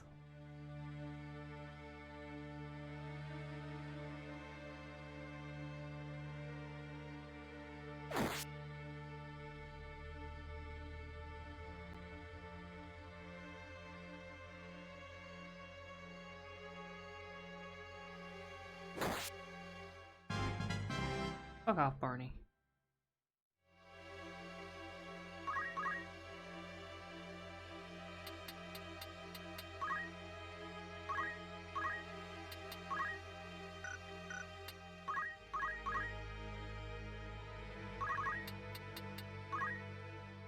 You made a fatal error, Junk. You exposed your back.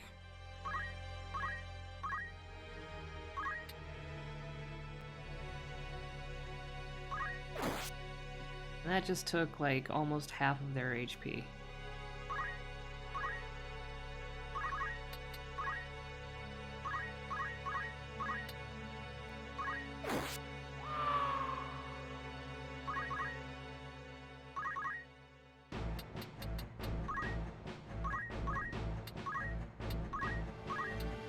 I only have one antidote, so it's a good thing only one person got poisoned.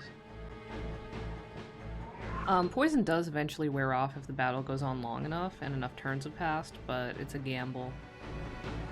I mean, there are modded versions of this game, I'm just not interested in any of them because it's basically people just trying to make the game even harder so that they can, like, you know, try to act like they're cooler for playing it.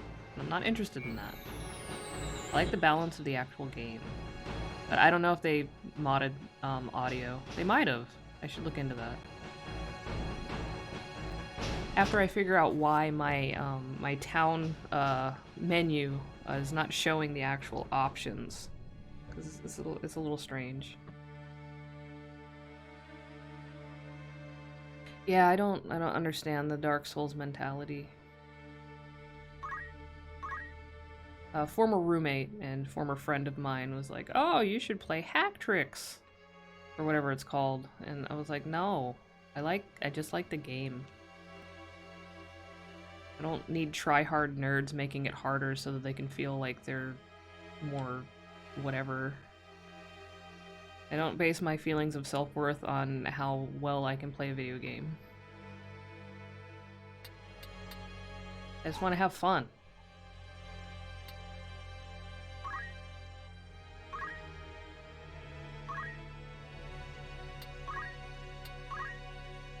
Pretty sure the Rock is in the way, but...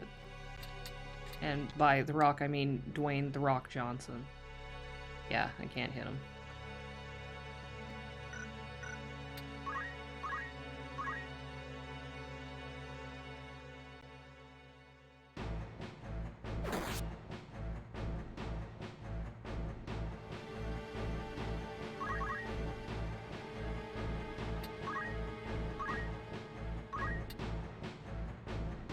%75%. Do you think I can do it? Do you think Ramrod's gonna make the hit?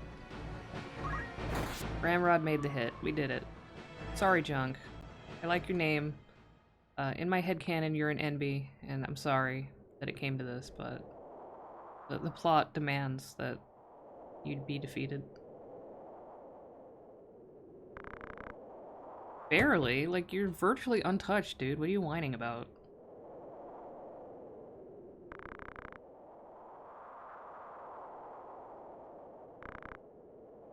Oh yeah, the the hit percentage in this is not XCOM level. If it says 90%, there's a good chance you're gonna hit. August is awful.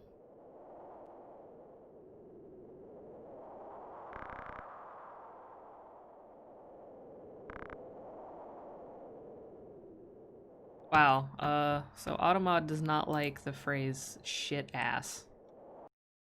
However, shit ass is fine with me, so.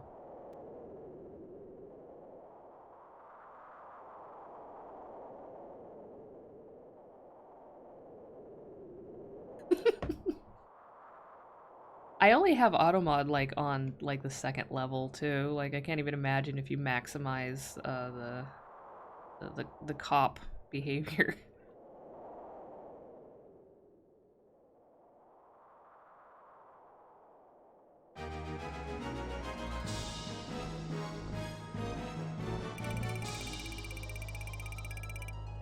You only get 700 bucks for saving this aristocrat fucker. No mods, no masters, right? AMAB. All mods are bastards. Not to be confused with the other AMAB.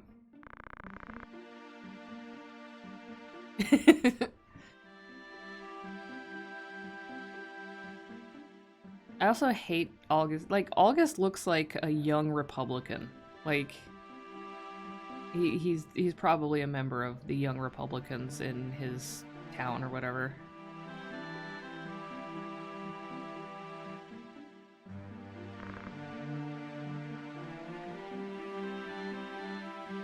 Yeah, even Delita's calling him out on his shit. It's like, you're not a fucking knight. You're like 15 years old. What are you talking about? See? See? See, August says, yeah, I'm a knight. Ooh. You're not a fucking knight. Shut up.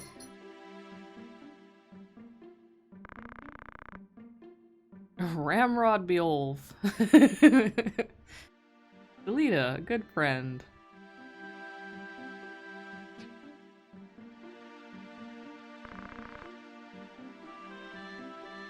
Yeah, bitch. Actual nobility. It's always Beolf.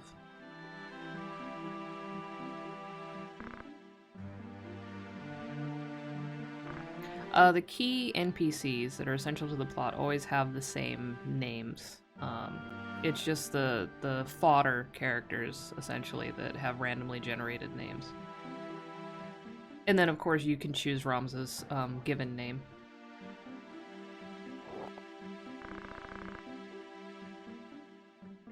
I don't want to help you. I don't care about the Marquis, even if he looks like Sephiroth and acts like Sephiroth.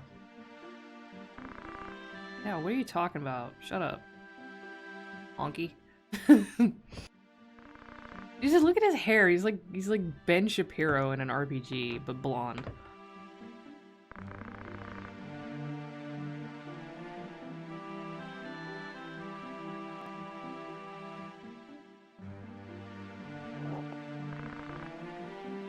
No, I don't want to help you.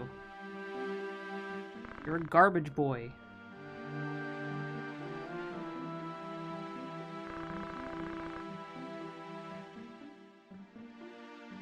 Hey, delete is reasonable.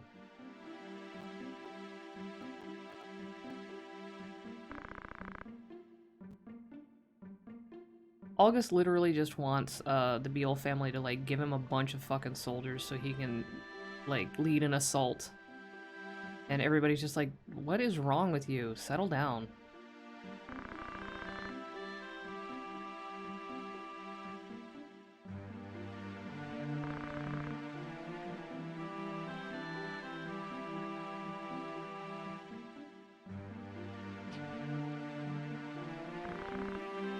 Yeah, let's go do that.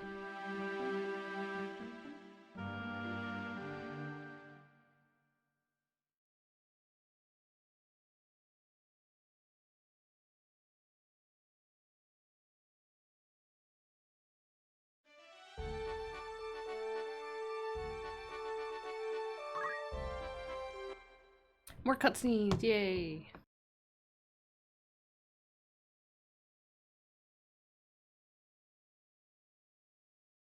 That gives me a chance to stretch.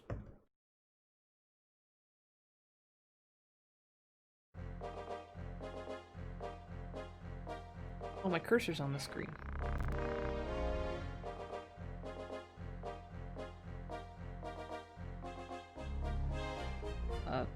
Thanks.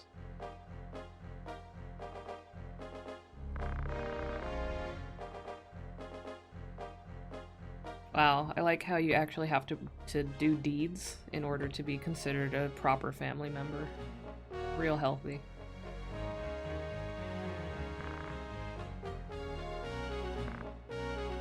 Aren't you happy that you're getting praise because you've finally done something that's worthy to me?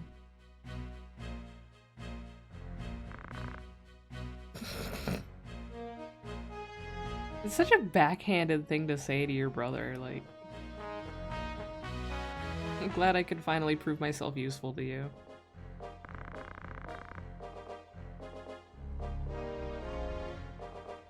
He eats artisanal ice cream out of mason jars that cost $20 a pint. And he listens to Psychobilly.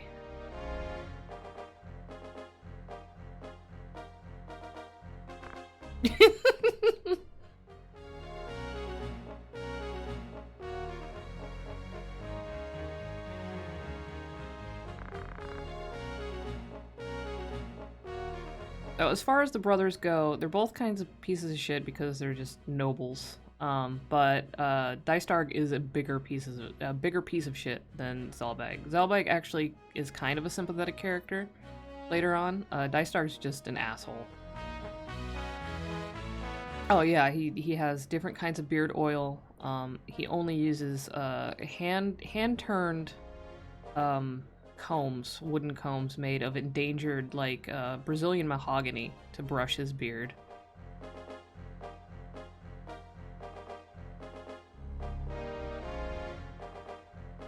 He's friends with Elon Musk.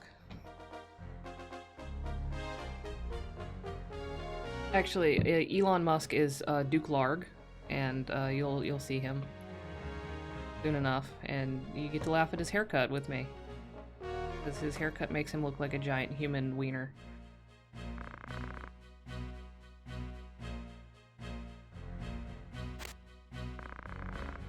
Yeah, just give me 100 soldiers. I'm just some random kid, some stupid squire. Just give me 100 soldiers.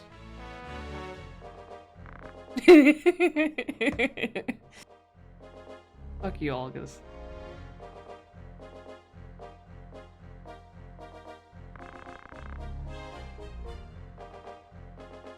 Yeah, exactly. Just I have no credentials whatsoever to even prove that I know how to, like, command 100 soldiers, but just give them to me anyway.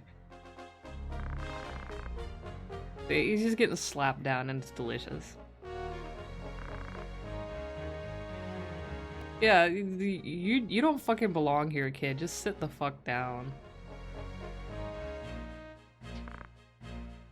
But Know your place, kid.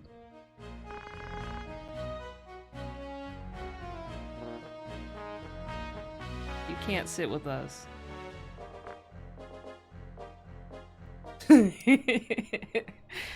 I mean, I hate the nobility, but I love seeing August just get his shit kicked in like that. Now he's gonna sit there and pout. Look at him, he's pouting. He's all crumpled in the seat. He's so fucking pissed off.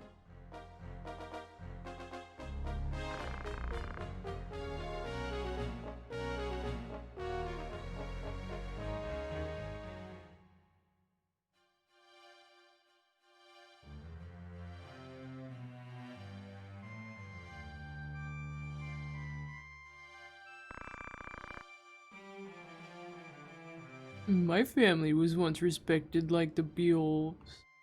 I was a noble too.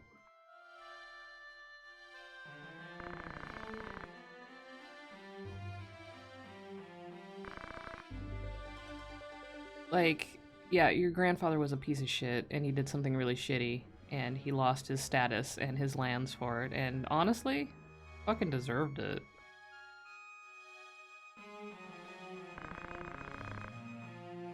No, he didn't get stabbed in the back.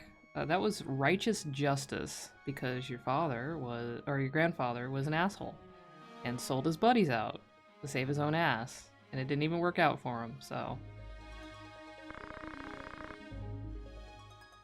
Exactly, like the apple didn't fall very far from the tree, did it? Basically, August's family got canceled and August is real salty about it and he desperately wants to get back into the good graces.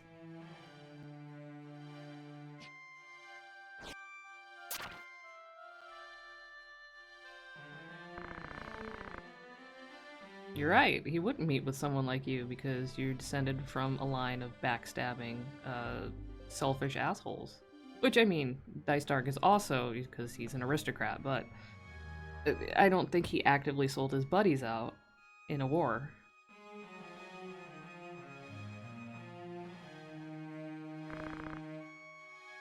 Delita!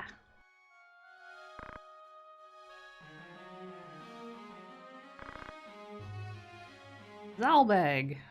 One of the most unfortunate names in this game.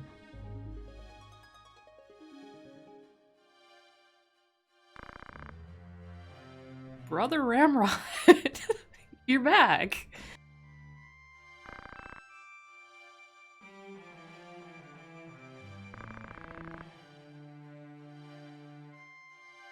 So that's Zalbag, that's the other older brother. The slightly less shitty one. Still shitty, slightly less shitty.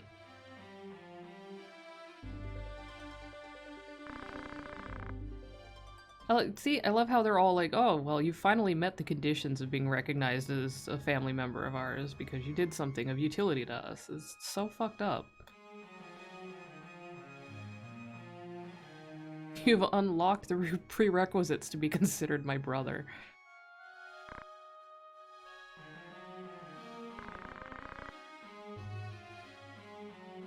Also, I really, I feel for, Ramrod not liking this weird backhanded praise and not knowing exactly how to respond to it.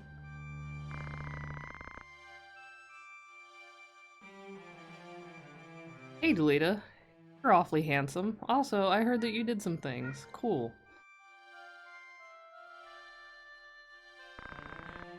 So that's Delita's sister. Yeah.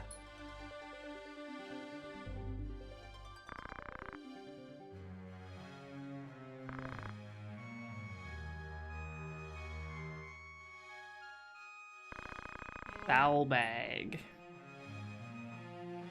Time to hunt down some thieves, aka the people that we didn't pay for their service in the war who are upset, and now we're gonna kill them for their troubles. The common folk are inconvenient to us, so we have to exterminate them like vermin. Pardon me, I'm gonna go murder some people now. I pray for your victory, murdering people. Brother. Yeah, Tobias is, whining at no one. Oh, there you go.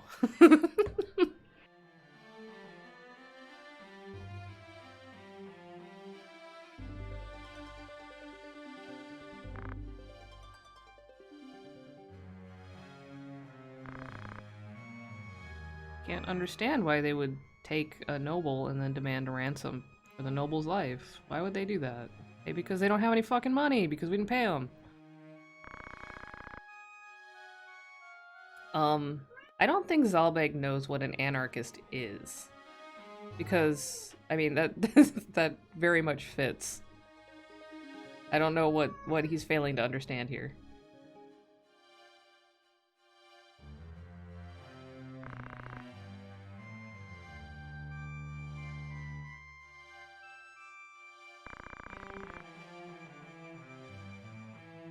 Shut up, August.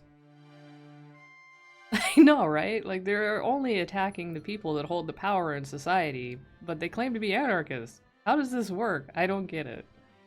Obviously, he has not spent a lot of time reading theory.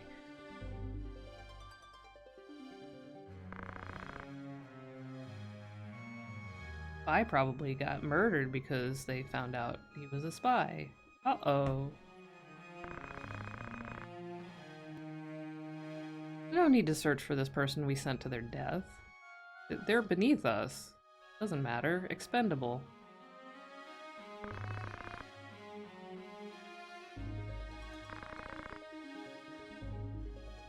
Dorter is one of the more annoying early fights because you get introduced to archers with longbows who can hit you from heights, and when archers hit you from a height above your units, it does more damage. Oh, that's gonna be a fun one to do. That's always one of my least favorite fights at this point in the game.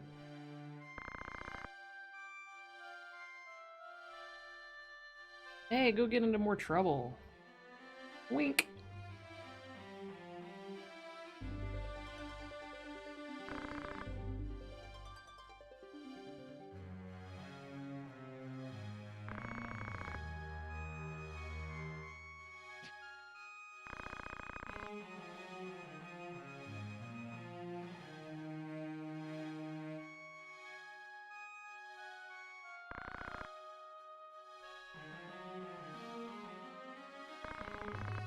I like how they did like a goodbye hug and then they just leave in the same direction. That's kind of awkward.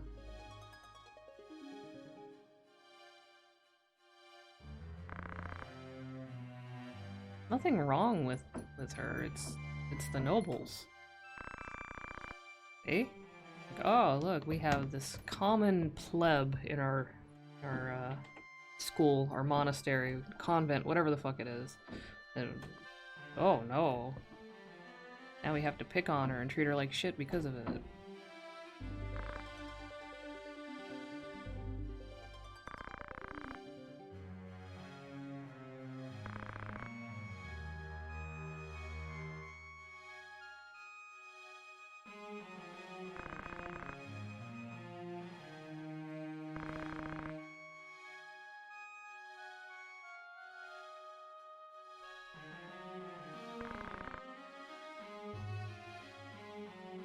Fuck your name. Who cares? Ha ha ha ha. An interesting way to laugh.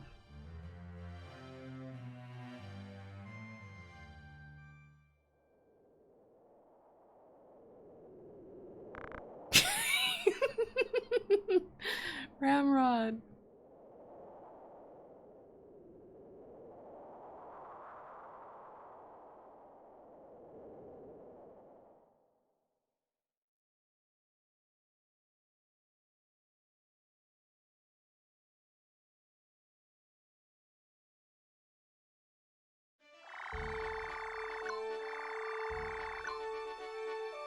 Okay.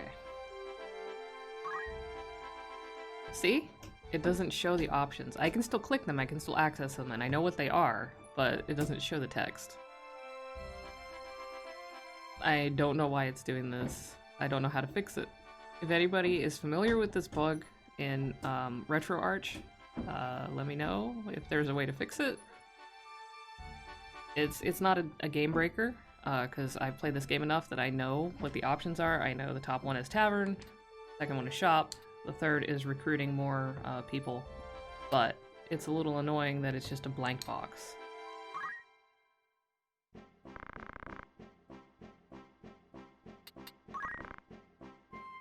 Who wants to try it on?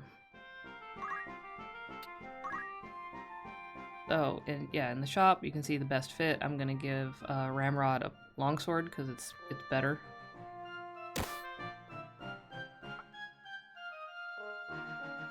Again, we have not used Nielsen yet, so actually what I'm gonna do is I'm going to strip all of his equipment and sell it because it's not going to any use.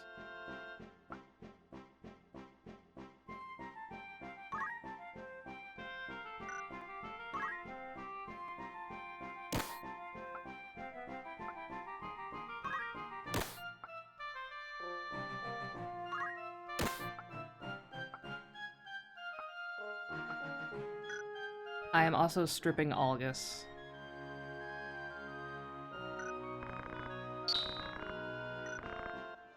I'm gonna do that right now.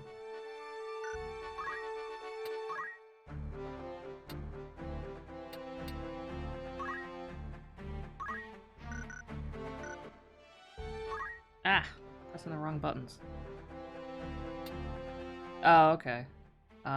I'll have to play with that later. I'm not gonna do it in the middle of the stream. I might make the game broken.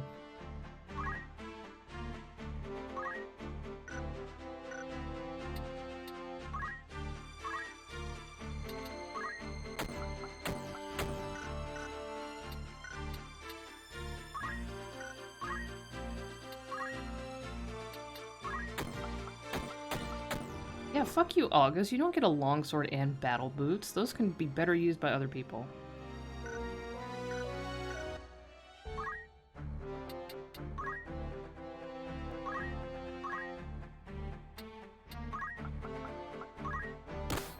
Like, I'm giving the boots to the chemist so that she can walk further and be more useful.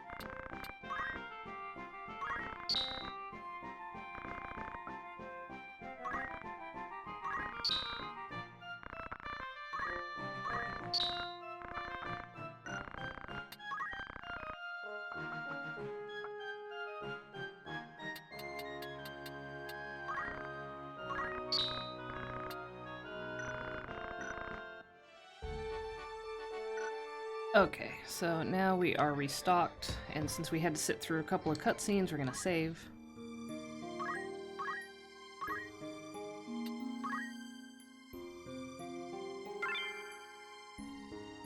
I'm gonna take a second to reboost my streaming notification.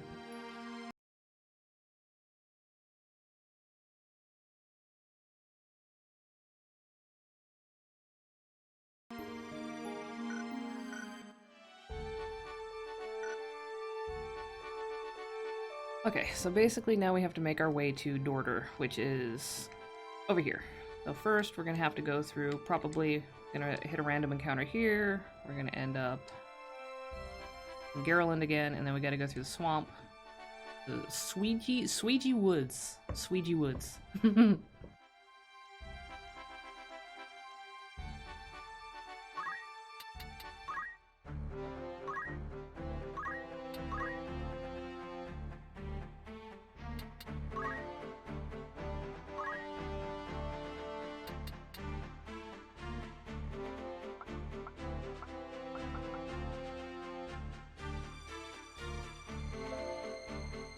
Oh, okay. Heals you from status effects, so that's actually good to have. We'll go ahead and grab that. Because Sweegie Woods, there are status effects.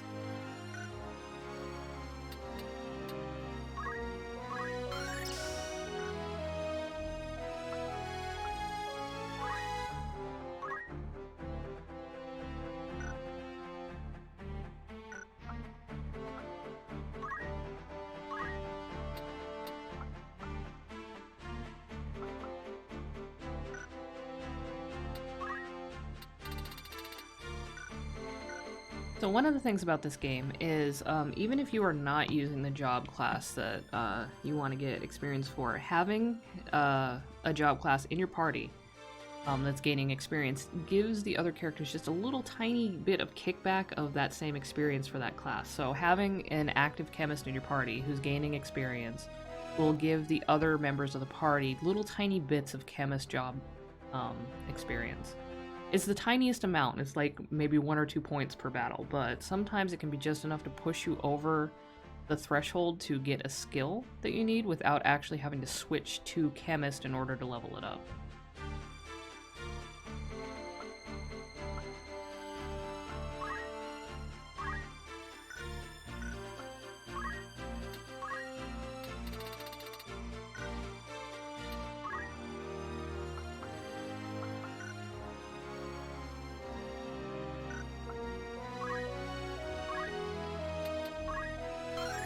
Yes, Delita should know Throwstone. Everybody should know Throwstone.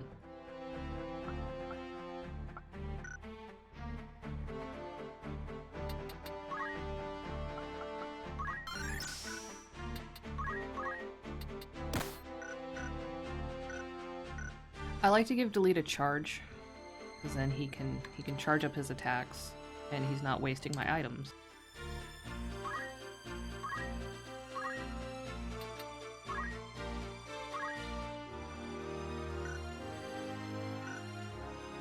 And August, the little shit, he has a pretty decent movement skill, that move find item skill. That's the one I was talking about, where as you move to different tiles on the map, sometimes you can uncover items. You don't get a lot of stuff, and it's usually not rare stuff, but you can pick up little bits here and there that sometimes can be helpful, like potions and shit.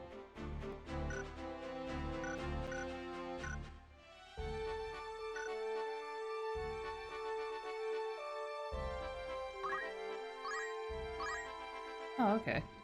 Don't have to go through the plains again. Now we're gonna go here. Woo!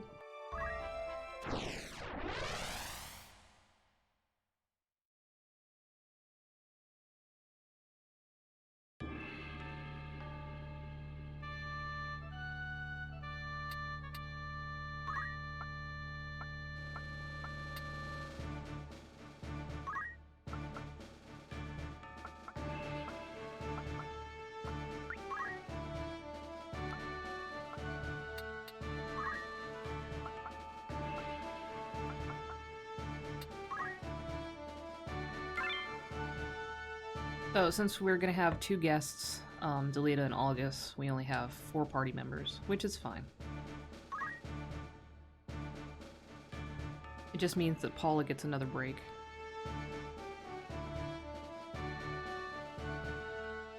At this point, I'm gonna start thinking about what other classes I'm gonna be shooting for. It's actually not something I have to plan out too much. My usual style of gameplay in this game is, I'm gonna have at least 1 monk, possibly 2, although 2 can be overkill, because monks are extremely overpowered in this game if you know how to use them right. I am thinking Charmaine might end up being my monk.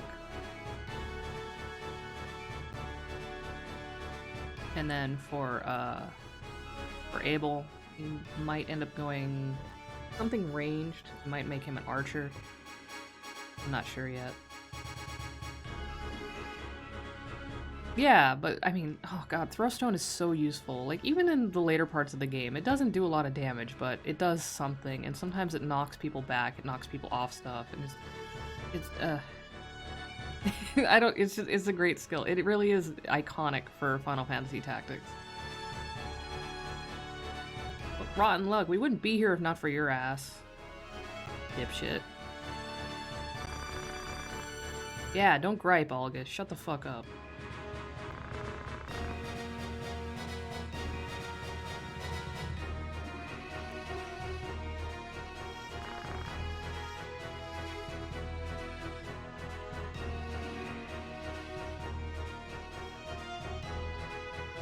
So this is all monsters. We got some goblins. We've got a black goblin. We've got a bomb.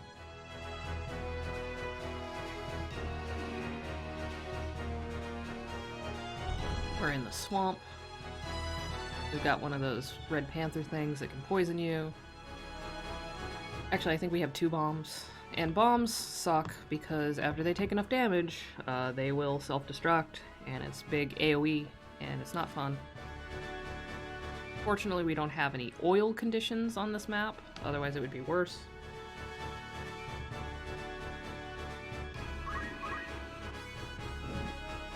Oil comes later, and it's not a super common status effect, but sometimes it's just enough to make dealing with a fire elemental or something that has fire skills that much harder to deal with.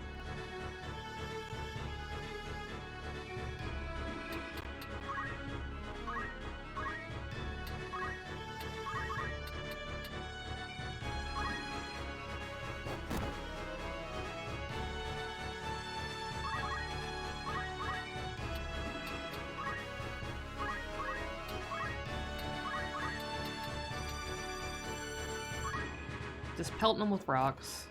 This is a tactical game.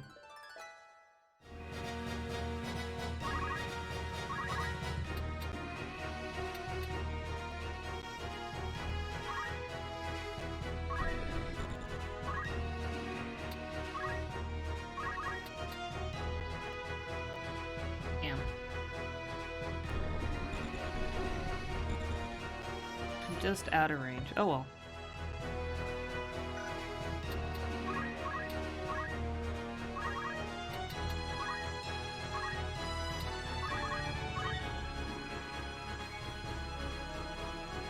I try to avoid hitting the bombs until I'm ready to just really wail on them and take them out as quickly as possible, because if you leave them with lingering damage, they can sometimes try to self-destruct on you early, and that's not something I want to invite right now. So I'm going to mostly be taking out the goblins first.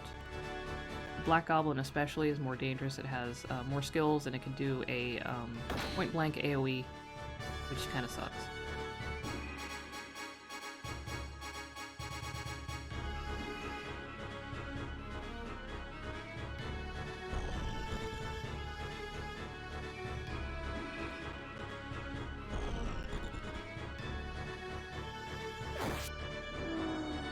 Oh, he's down.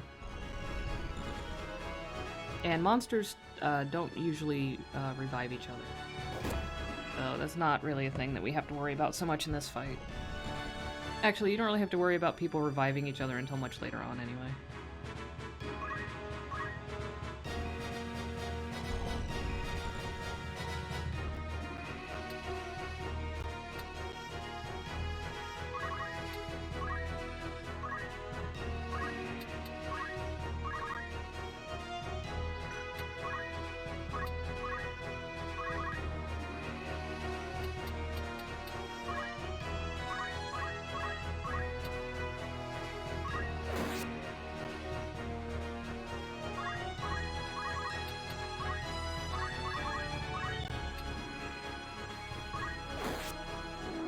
So when you deal with bombs, that's what you want to do. You want to make sure you can take them out before their next turn, because if they're low enough on HP, they will explode.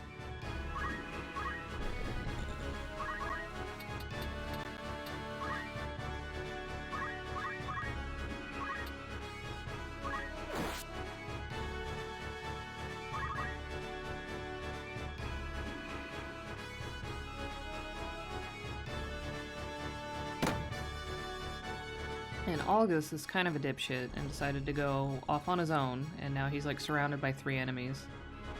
Oh, the rest of the group is, you know, on the other side of this particular part of the swamp. The guest AI isn't what I would call the best, although I guess it would be appropriate for August, who does tend to kind of just run off half-cock like this, so... And my cat is wilding out again.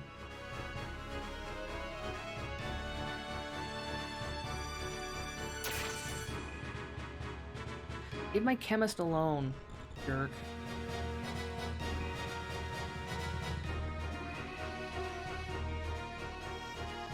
See, now Delita is squatting. He's in the power position, like in DBZ. He's charging his attack. And the next turn, it will go off, and it will be more powerful than a regular attack. That's what that little sparkly thing with the C in it is. That's charging. That's an archer skill.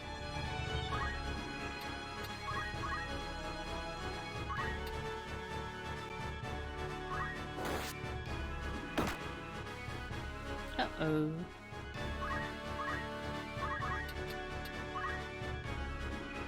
Delita, I think we're gonna steal the kill from you. Yeah, we are. Sorry, buddy. You should have checked the active time line thing.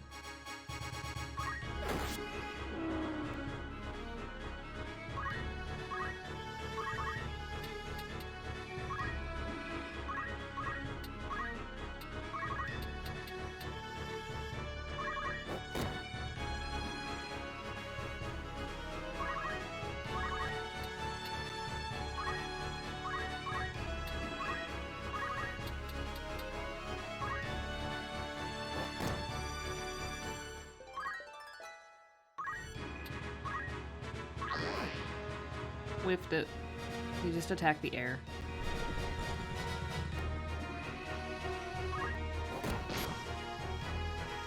I don't know if I have eye drops for the darkness. I like how the little icon for the darkness effect is just a little speech bubble with sunglasses in it. Oh shit, are you gonna explode? Oh no, you're just gonna kill him.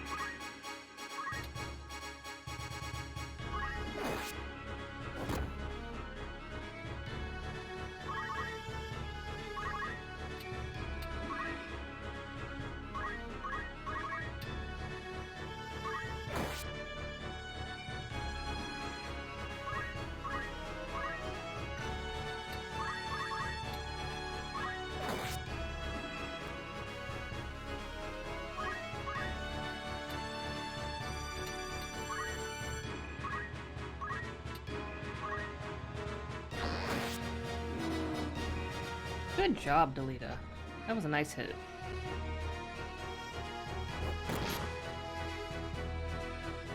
And now he has the darkness encroaching. Delita's depressed. That's what the darkness is. Uh-oh.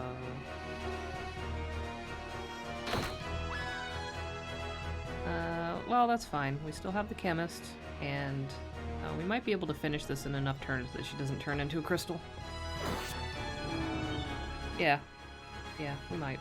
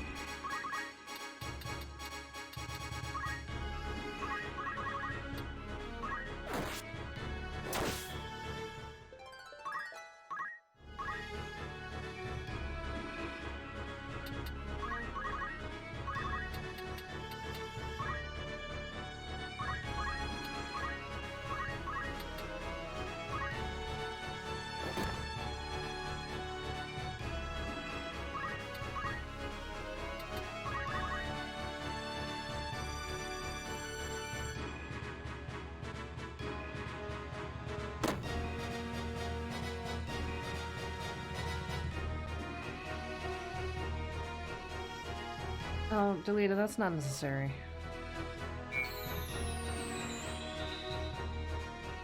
Anyhow, yeah, that's how Wish works. So he lost 11 health and gave her 22 health.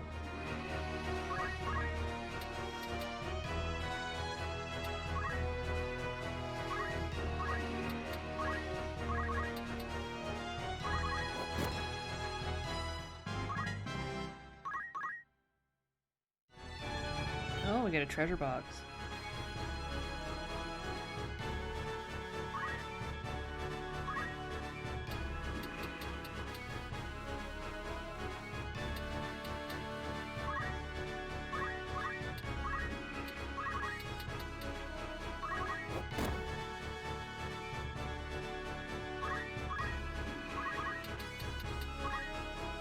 I'm not gonna open the treasure boxes because I just want to get this battle over with. It's probably just like echo screens or potions or whatever anyway.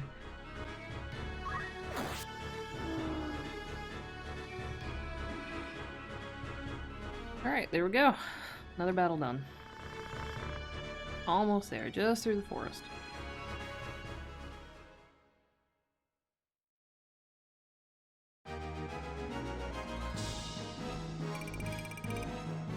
Got 1,800 monies. And no loot. That's okay.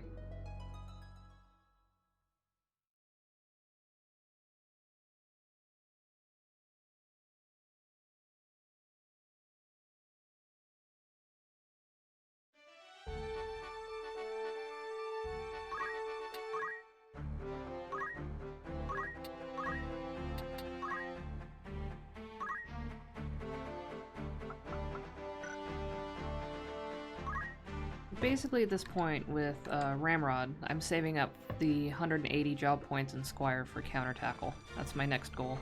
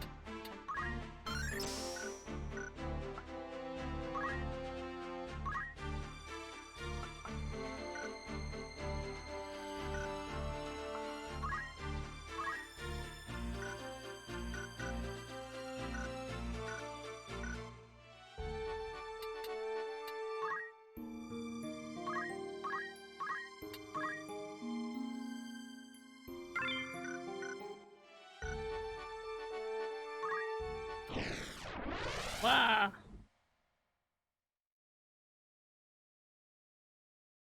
Heading right into it. Alright, let's see how badly this battle kicks our ass.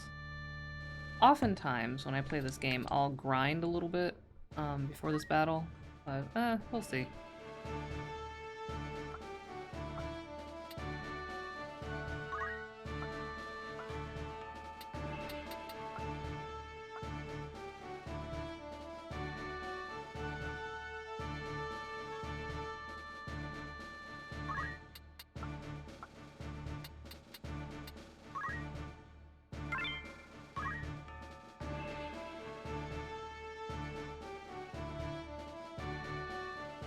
Plums and Dorter.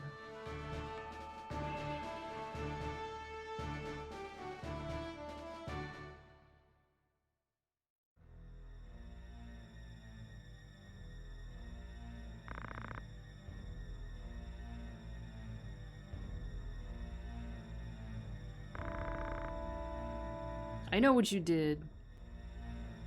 You know what you did.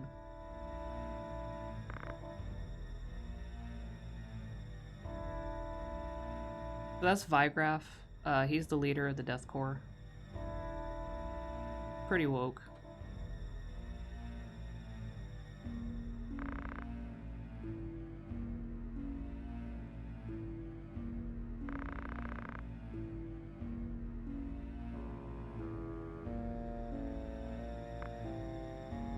Speak. Arf. I love the gripping sound effect in this game. The like when they grab somebody. Oh shit, it's getting real. Vigraph doesn't really fuck around.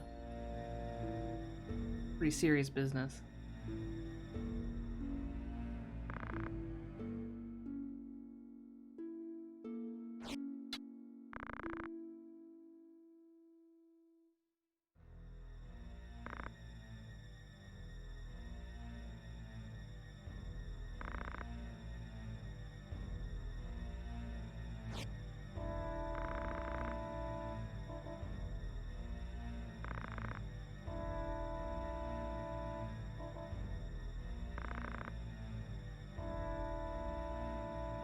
What I want to know is how has Delita seen him before if he's always just been, like, hanging around the castle and the Magic Academy?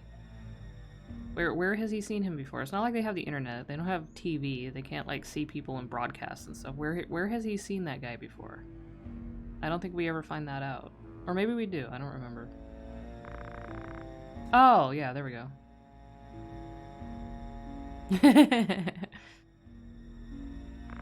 It's been a couple of years since I played Final Fantasy Tactics.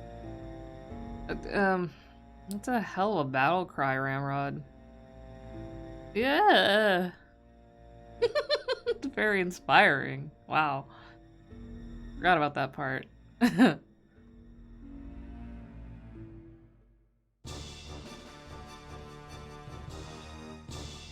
I don't know whose responsibility it was to figure out how to express that sound in text, but they did a bad job of it.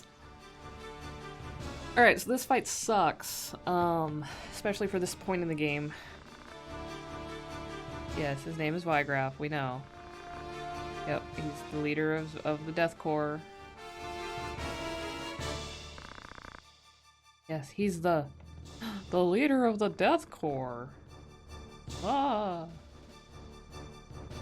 So this fight sucks because we have archers up here on this big slum tower, and then we also have a fucking wizard. As you can see over there by the knight, we have a wizard, a black mage.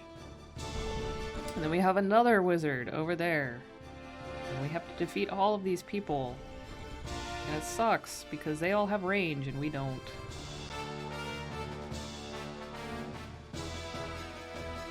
Like, even if I were to make someone an archer in my party at this point, I don't have access to longbows. Just crossbows, and crossbows don't do well at height. Whereas longbows, you can arc your shots. So, sucks.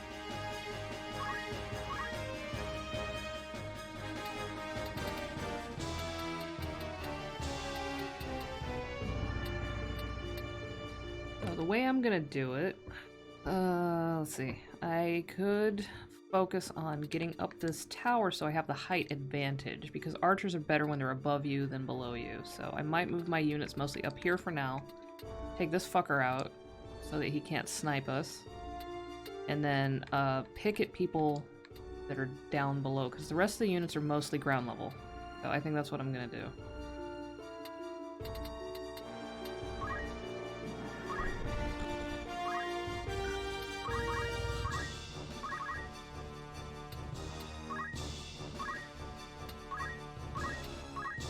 Now, one of the key things, when there's black mages, don't group your people together too much, because if the mage manages to target you and get all your people with one spell, that can be really, really disastrous.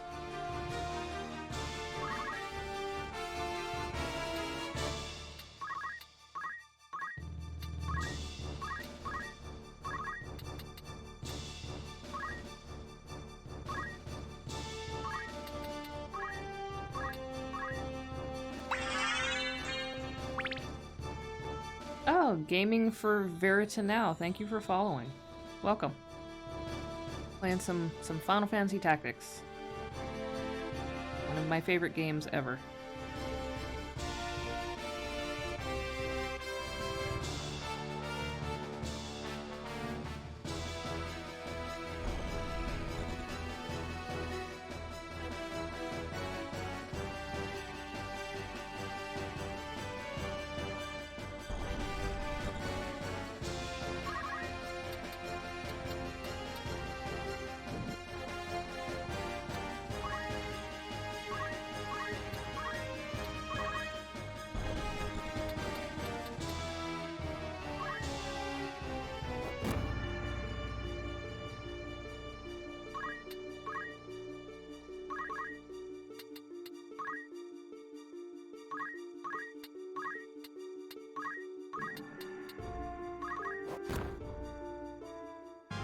Right, bitch. Get back down there. Can't come up on the tower.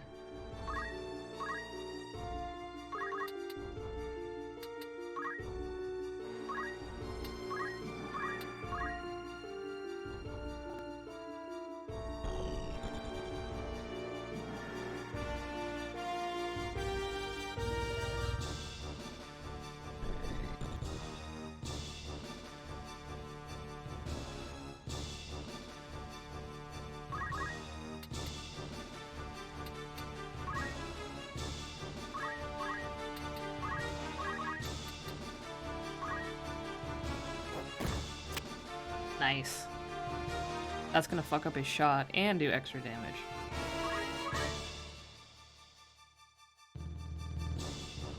That's tactics, baby. Yeah, punch him, August.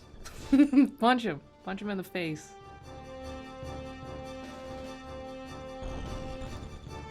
Chips. His name is Chips. Oh my god.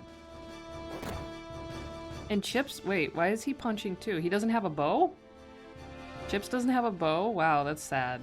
He's an archer and they didn't even give him a weapon. Chips.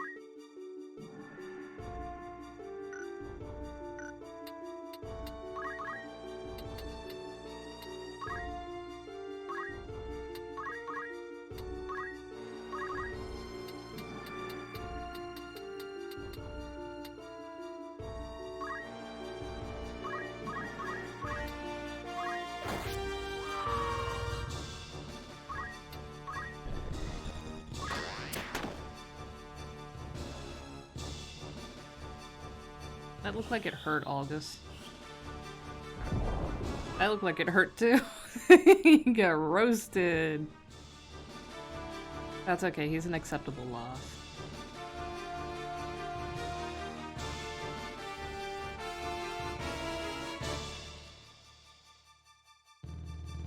Uh-oh. Yeah, I figured that was gonna happen.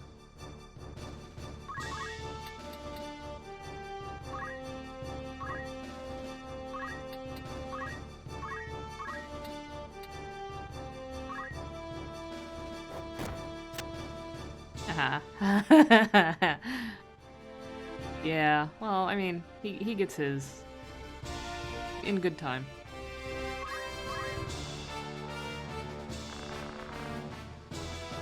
I like it when sometimes before they cast spells or do their special attacks, they'll have these little chants that they do.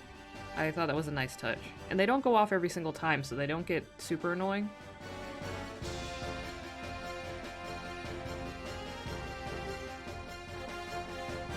Ah, yes. There are additional perks for being a subscriber. You get discounts on commissions based on the tier you're at. Even though I'm playing a video game right now, I am primarily an artist and I primarily stream art. I really felt like playing Final Fantasy Tactics. Yeah! Yeah, get in with that rock. Good job, Delita.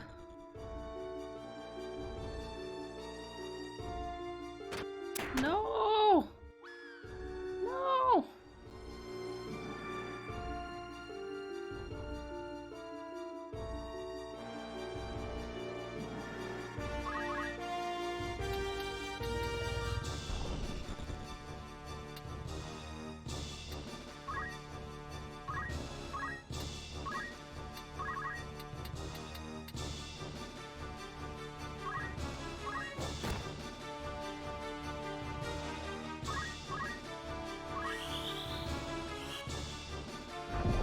This is why this battle sucks.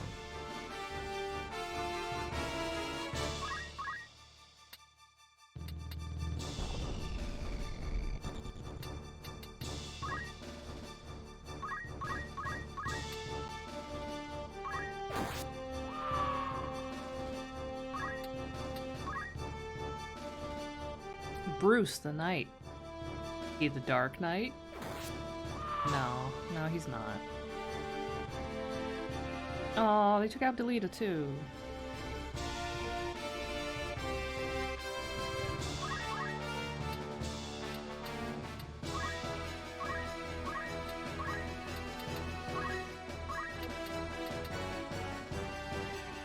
Shit.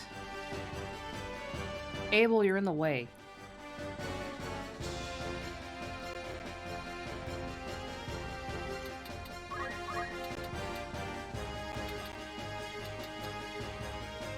Damn it.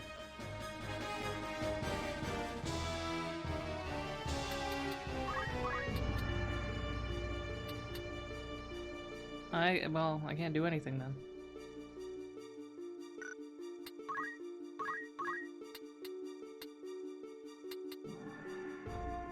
I can do this. Maybe my brilliant plan isn't working exactly as I thought it would. Oh well.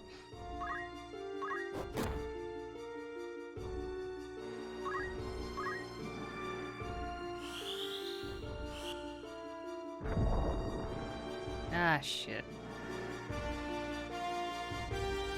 Ah, shit. Miss. Damn it. Told you this battle sucks.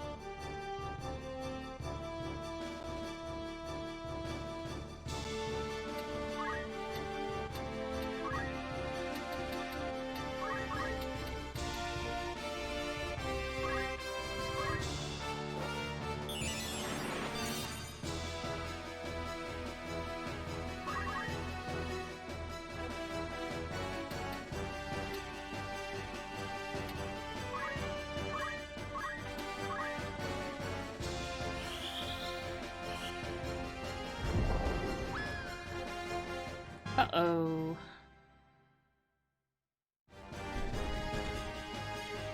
And he's gonna take out Charmaine. Yep. But at least her death counter reset.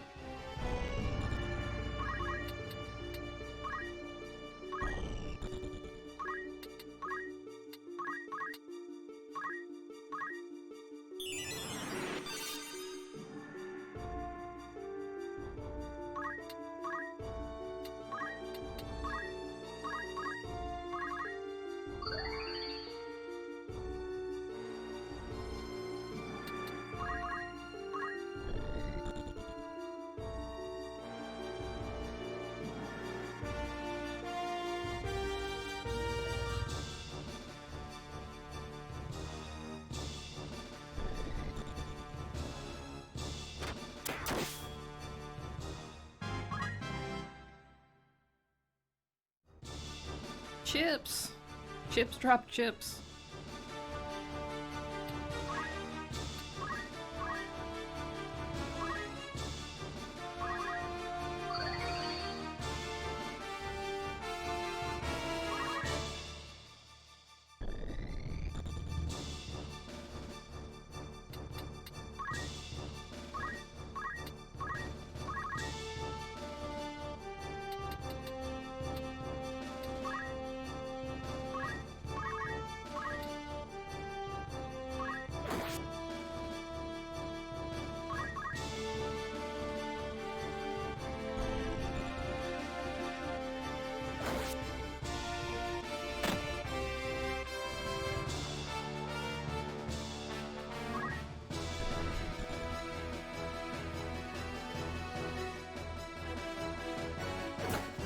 Really? Oh, he's out of MP. That's good, that's good.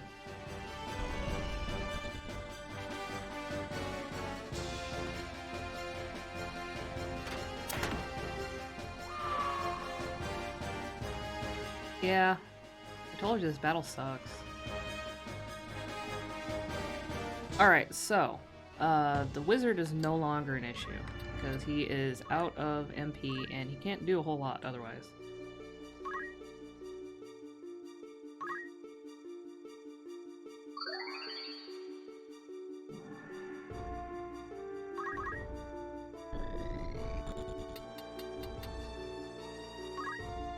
Next move, I need to revive my chemist.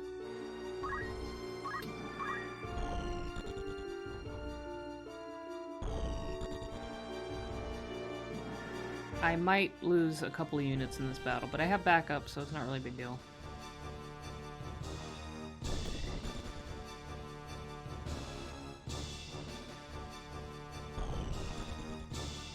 Ah, shit, I need that crystal, otherwise the wizard's gonna get it.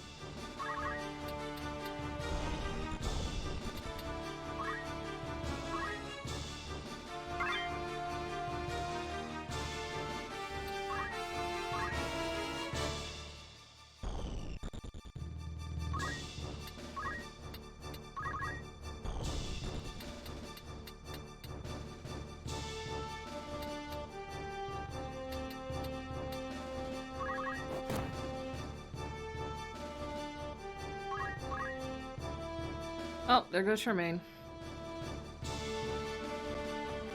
Yeah, I should have leveled up a little more before this one.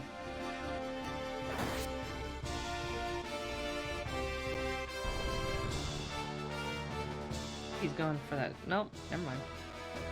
I thought he was gonna go for the crystal, but... Oh shit, I'm losing everybody. Yeah. I might have to go back to a previous save.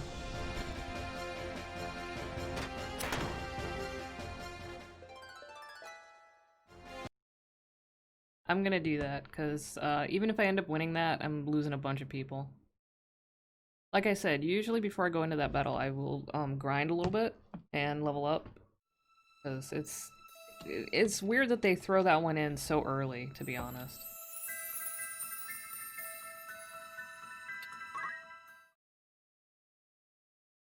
But it happens. I also have not played this game in a couple of years, so...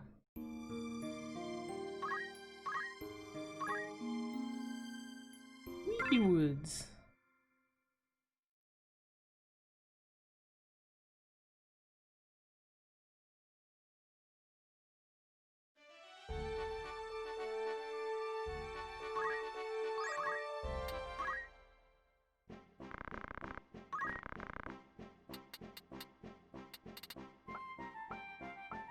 Oh! New armor would help too.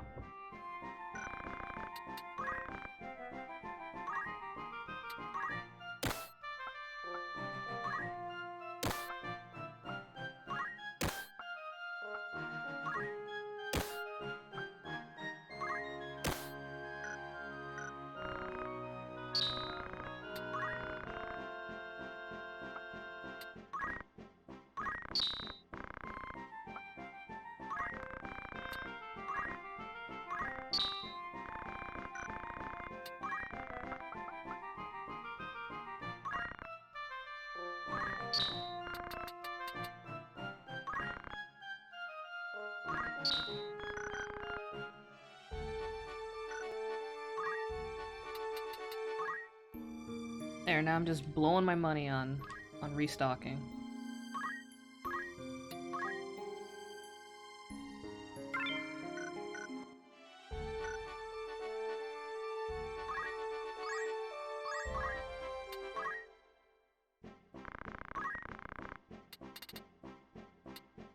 So here, if I make somebody an archer, I can give them a crossbow.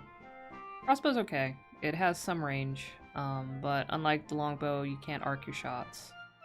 So it's not as good.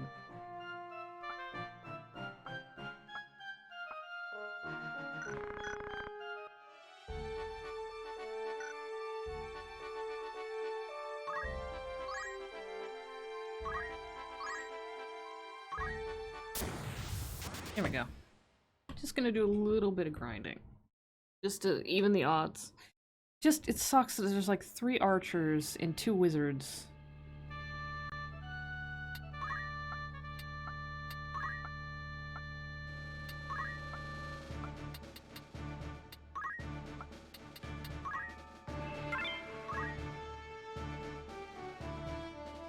And the guest characters are nice because they're extra bodies, but their AI, you know, they just do their own thing, so... They're not always terribly useful. Especially August. He's never useful.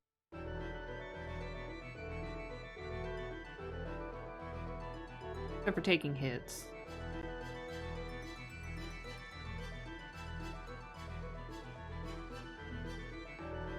Oh, Chocobos. So Chocobos in this also suck to fight because, especially, mainly the yellow Chocobos. Oh, we got 2 of them, great. They can heal, and they can do an area effect heal, so they can heal allies. So we will be focusing on the Chocobos first. Also, they hit pretty damn hard for what they are.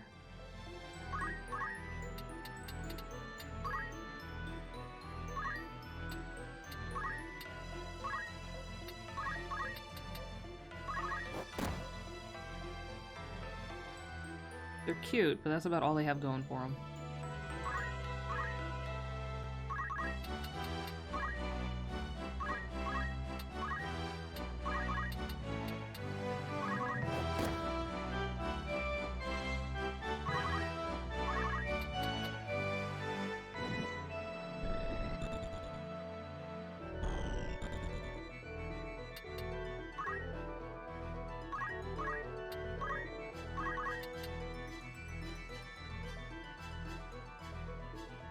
Like I said, I usually grind at least a couple levels before I go into Dorter.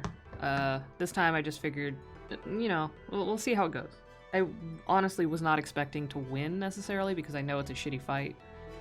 But, yeah, I mean, I didn't do as badly as I could have. I took out several units too, but yeah.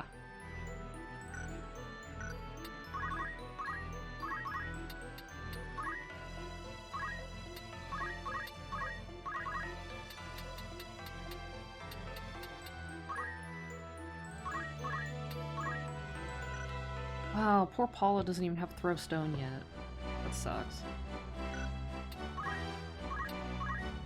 Honestly, because of the guest characters, we have not been using her very much, so she is very underpowered, underleveled.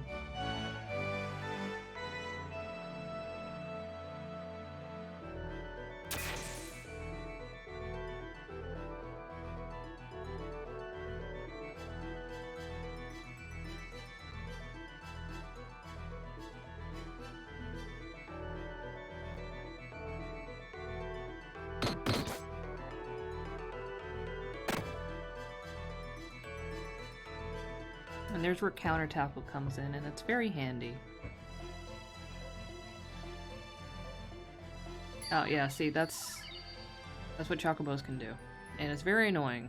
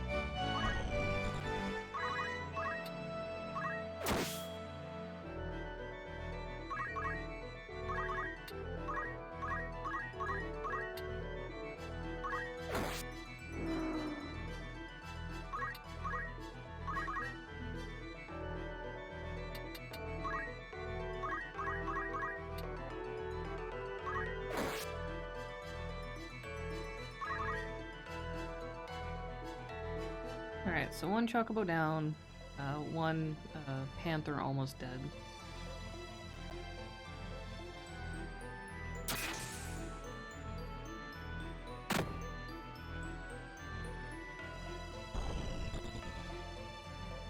Eopie. That's its name, is Eopie. I-O-P-E-E. Eopie.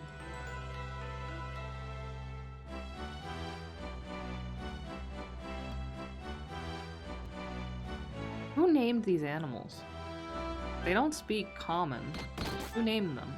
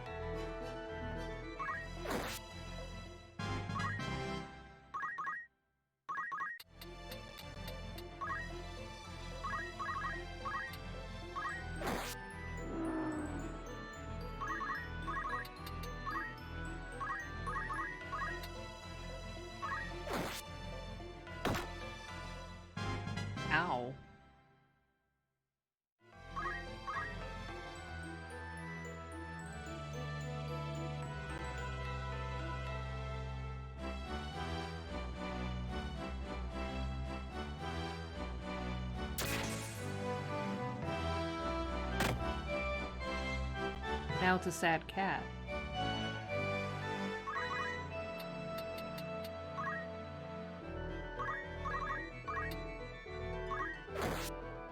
And now it's just a skull.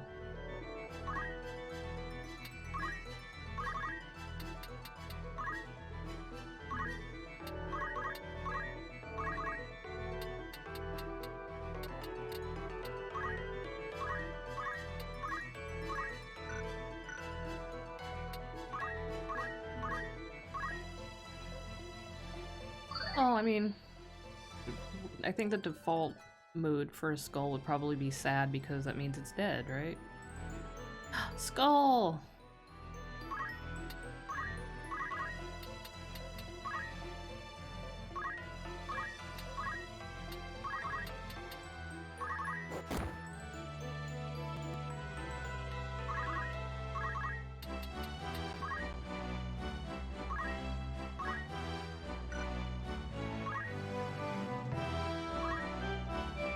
I probably shouldn't have done that. I didn't realize he only had 13 HP left, but that's fine.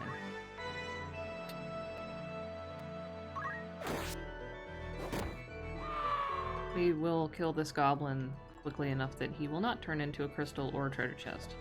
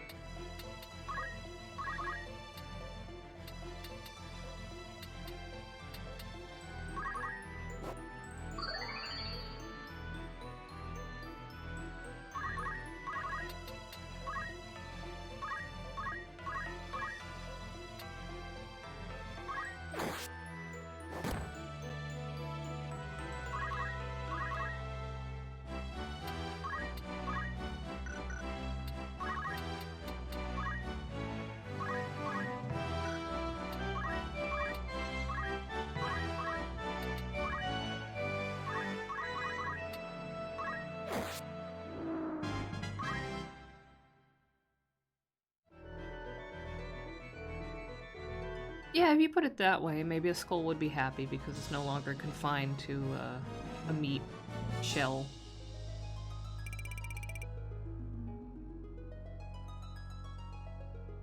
Alright, so probably another 1 or 2 random battles, and then we'll be ready to go back to Dorter.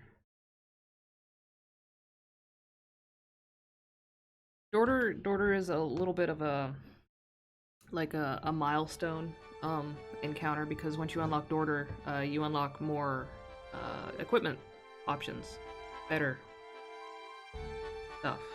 So.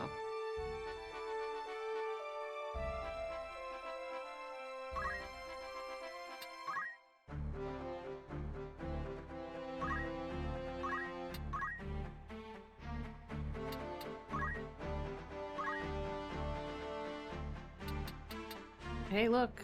Ramrod can yell.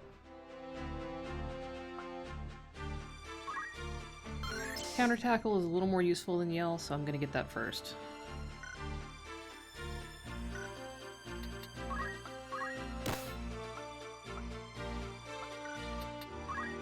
Yell is handy later on because it allows you to manipulate the,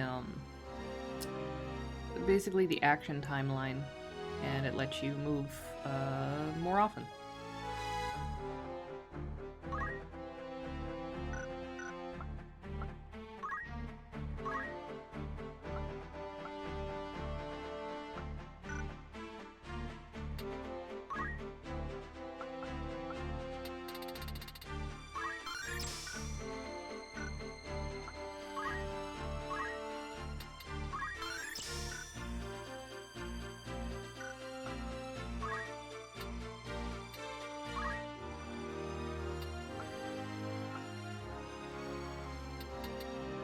Another good thing is the Squire skill. Gained JP up. It basically gives you a bonus to your job point accumulation when you have it equipped. So if you want to, like, speed level, this is a good thing to have. I'm not... I suppose for a chemist who is not going to be frontline, this would be a good investment. That way, each one of her actions gets her more job points, so she doesn't have to worry as much about getting in the thick of it and endangering herself.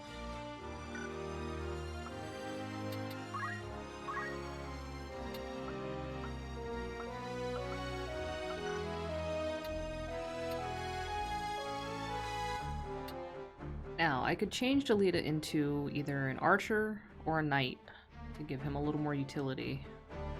A knight, a lot of the skills aren't terribly useful. Knights mostly specialize in breaking equipment, and these all have a fairly high point cost to unlock. So none of these is really going to come in handy for a while. If I make him an archer, he's more useful. He's a ranged character, but he's more squishy. If I make him a knight, he can put on heavy armor, and that really boosts his health pool a lot.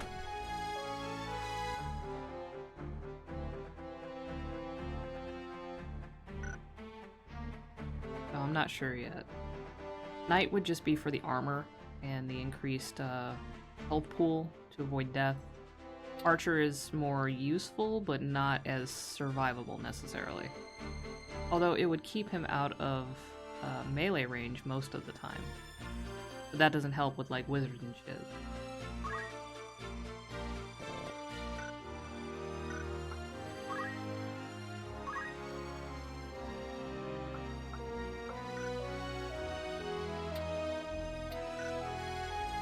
I'm not really interested in decking out August and stuff. Oh.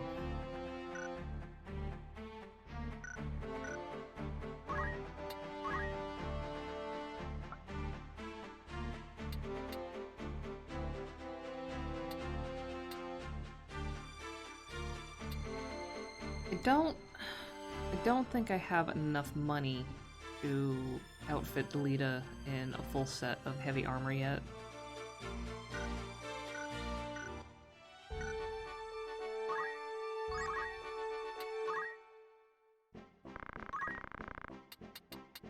So, crossbow is 400. I have 1750. Bronze helmet would be 500, 600, 1100. I mean, I could. I guess I could also give Algus a crossbow. Maybe I'll do that.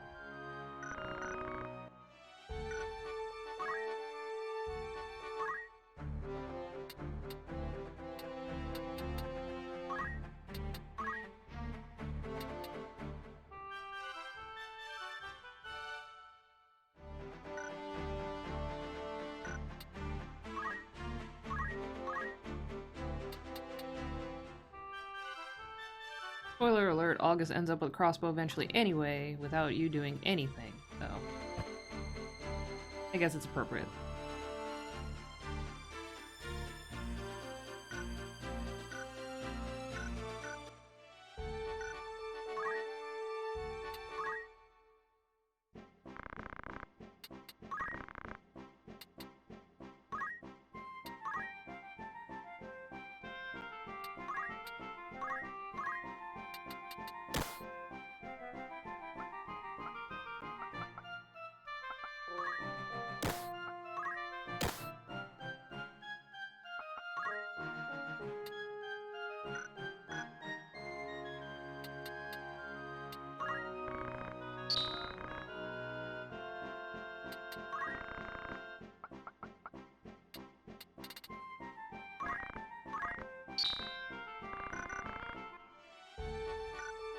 Alright.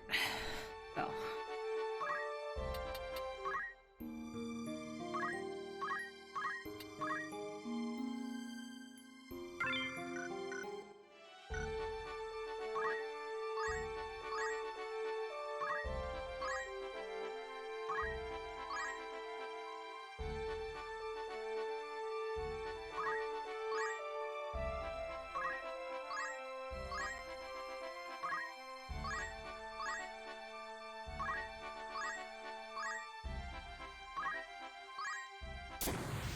Finally, Jesus. Sometimes you really gotta hike back and forth.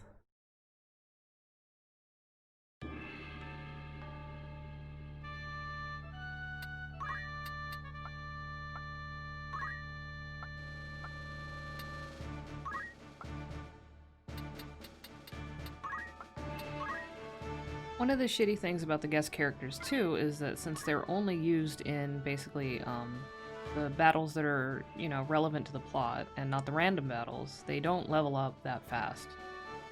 Like, I can't use Delita and August in these random encounters, so they don't get the experience that you would get from these. They only get experience from the scripted battles. So their utility is a little limited.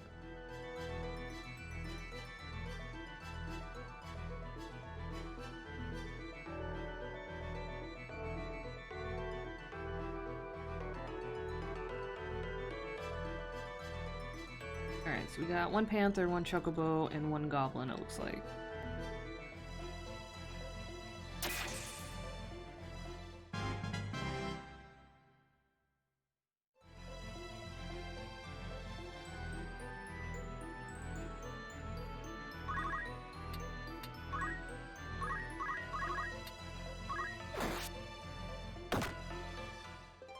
Damn, that is a powerful cat.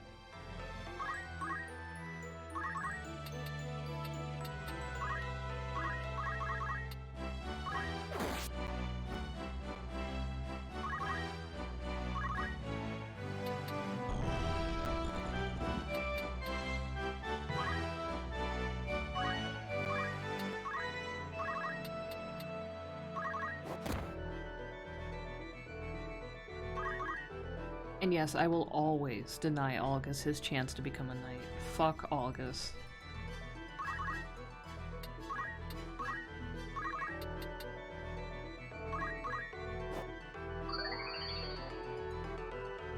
Now we see that Amy, the chemist, got 18 job points for using that potion, which is more than she usually gets, which I think is more like 9. So each of her actions nets her more job points, so she doesn't have to worry quite as much about doing actions to level. That's only job points, though. That's not base experience.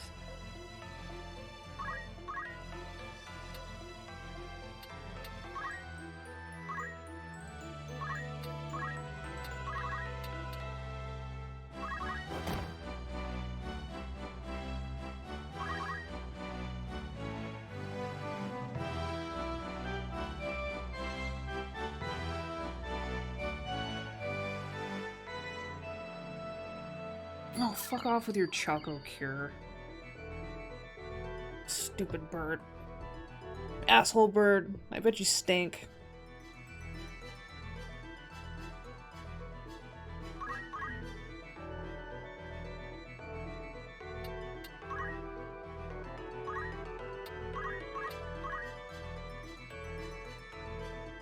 Stinky bird.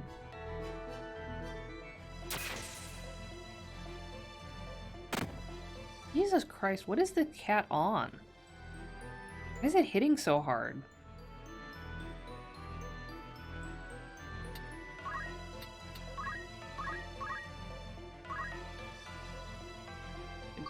Voided out catnip or something, I don't know.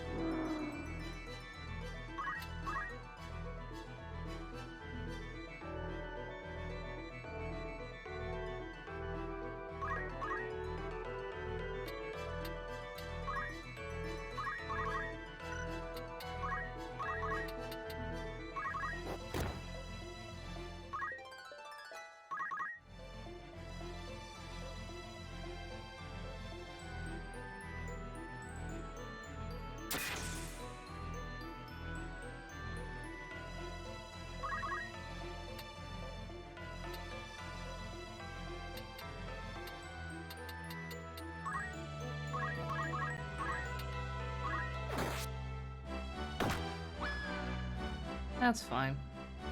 He'll be fine.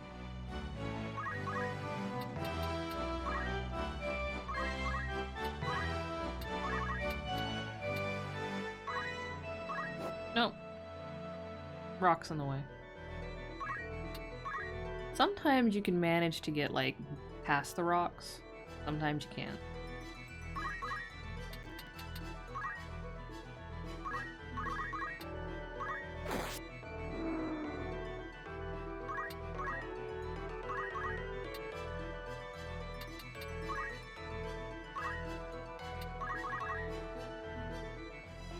Illusion, the goblin. The goblin's name is Illusion. Like, the Illusion. The bowl cut maintenance video.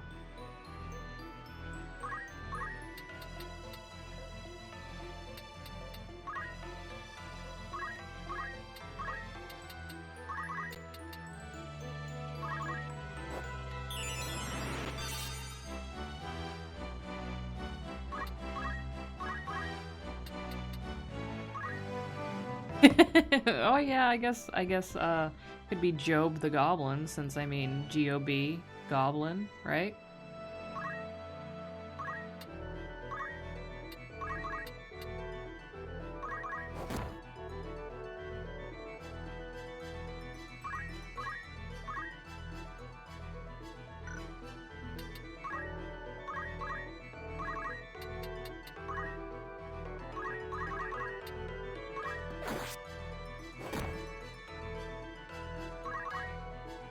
One of my favorite things is when a unit, either part of your party or an enemy, basically like takes a blow just full on, and they level up, and so they like get hit, and then they like jump up and down in celebration of leveling up. It's just really funny to me.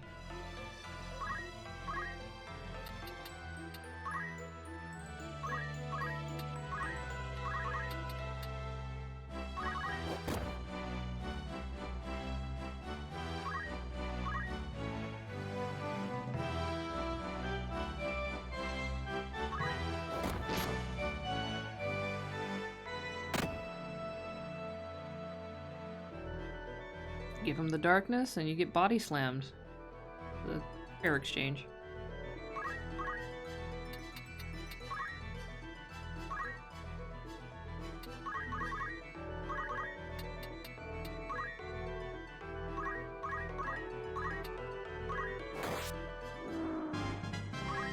Good job, Amy. You did it.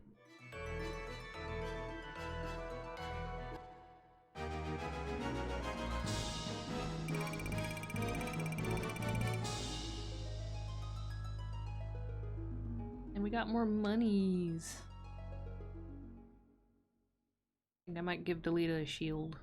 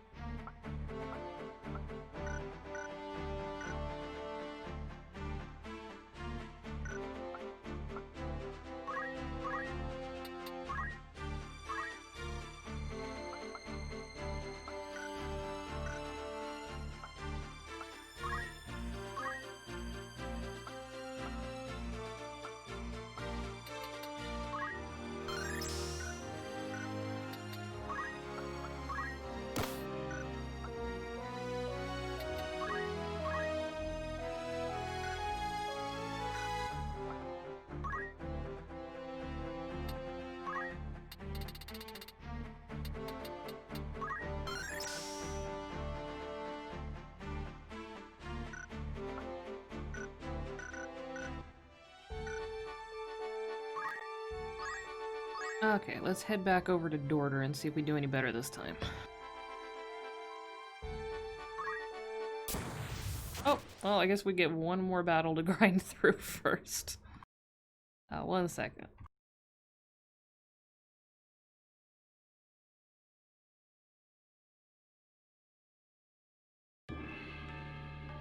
Okay.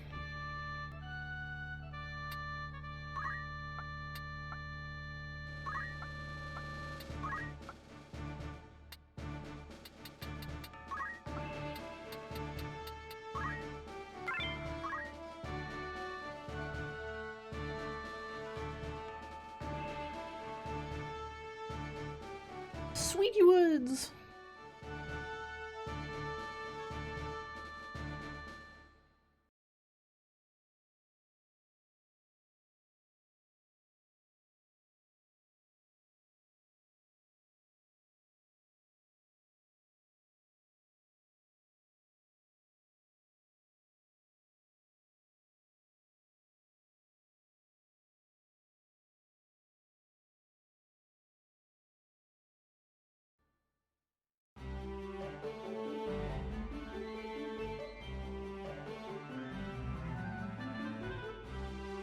Now we got those skeleton guys. Hey, Skelly. We got Skellies.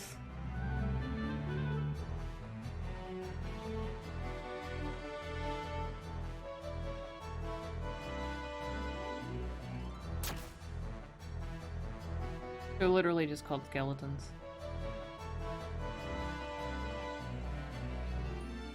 They're a little annoying because they have ranged attacks.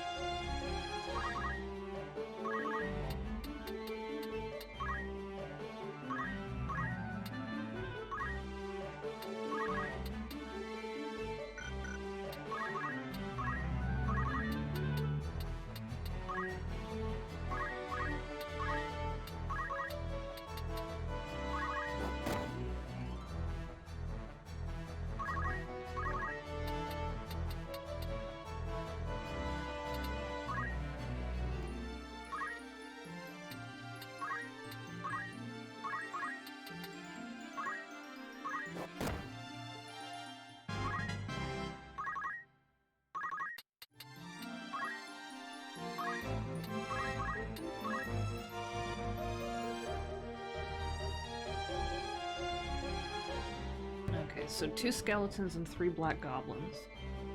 Not ideal, but it's alright.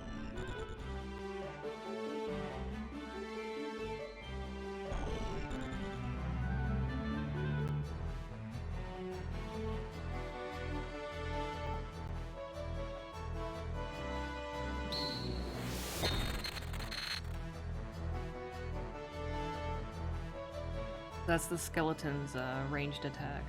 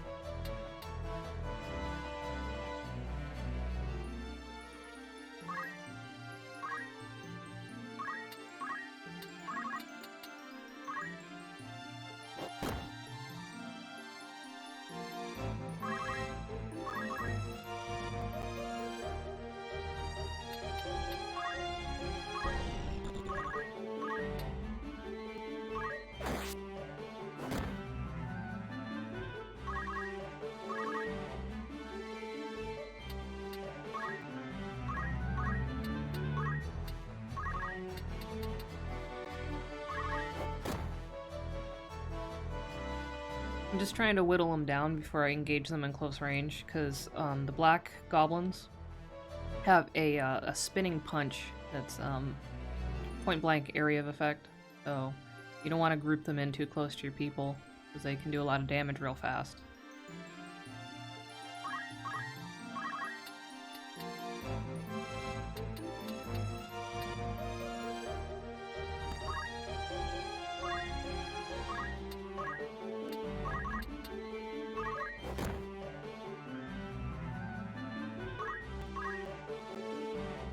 See, he's gonna come in here, he's gonna do it. See? And then if you get multiple goblins all at once, it can stack pretty quickly. See?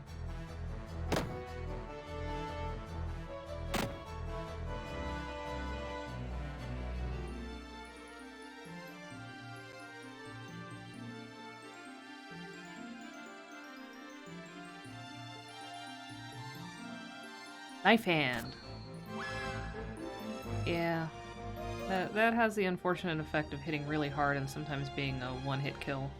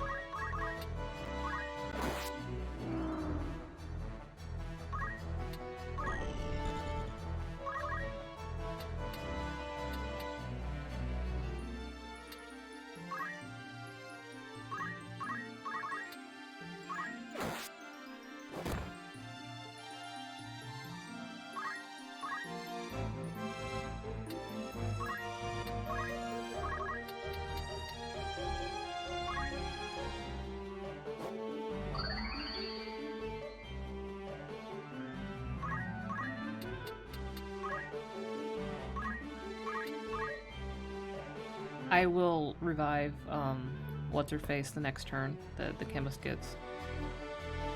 I just don't want Ramrod going down.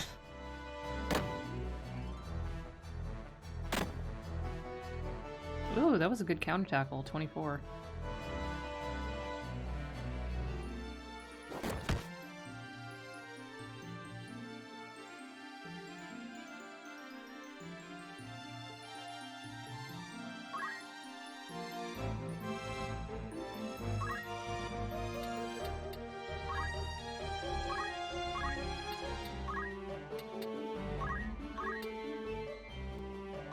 I'll just revive her now. Everybody's hurting a little bit, so I need some healing. Well, not everybody. Abel is just fine.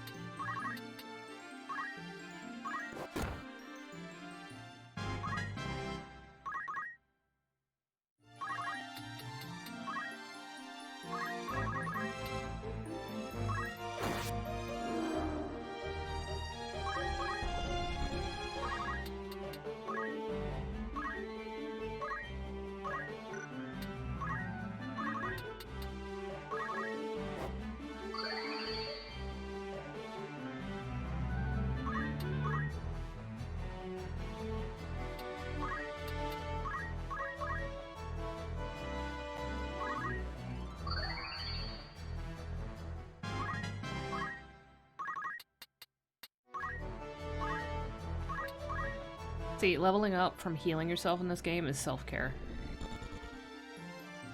It's canon.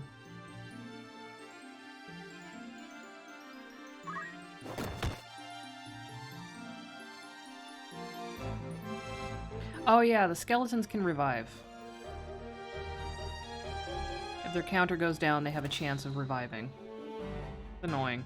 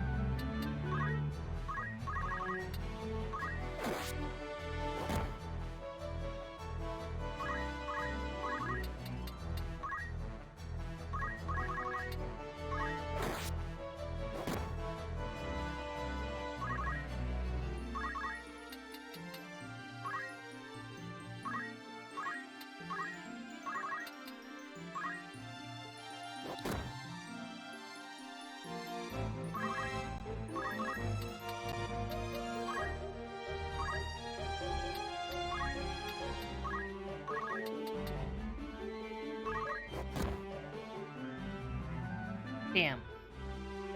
So close.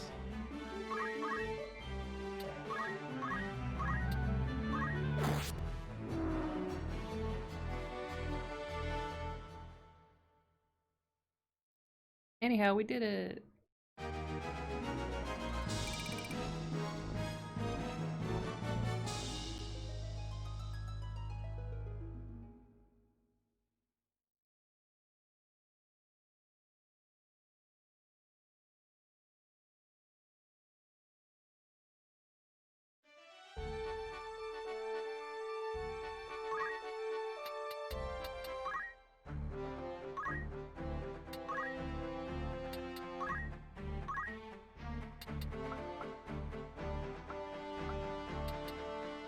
Should we get Yell or should we get JP up?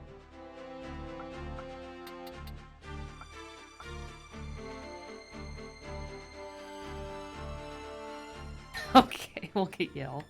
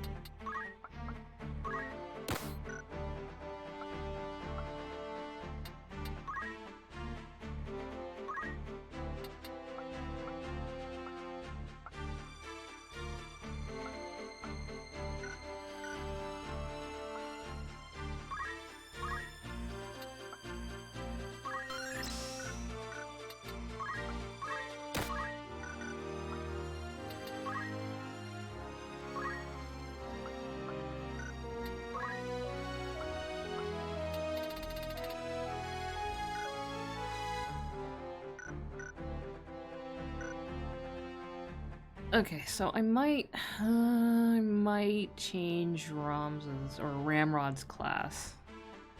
I'm not sure to what yet. I guess I could go Knight because that unlocks stuff.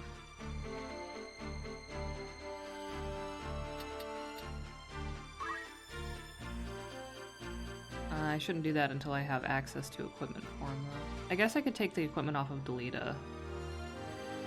Yeah, maybe I'll do that. Sorry, Delita.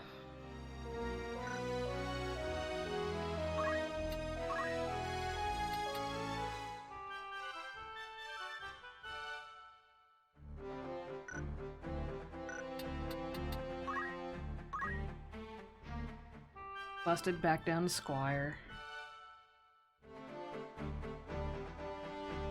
Although...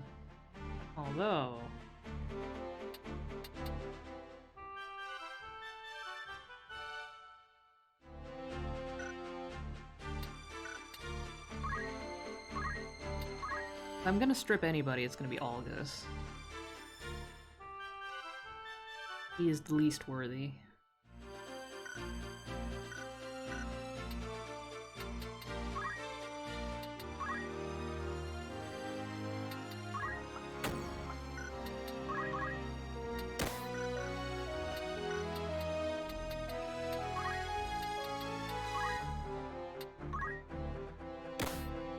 Alright, we might be adequate enough now.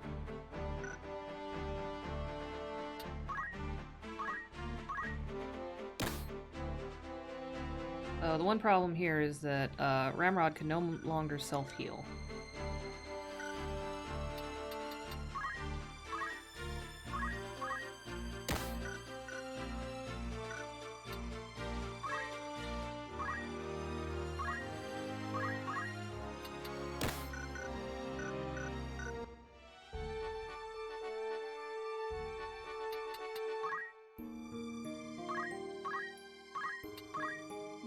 But Ramrod's health pool is also much larger now, so...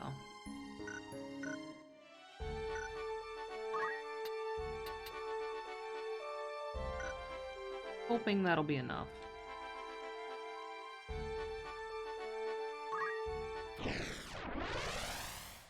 Alright, let's give it another shot.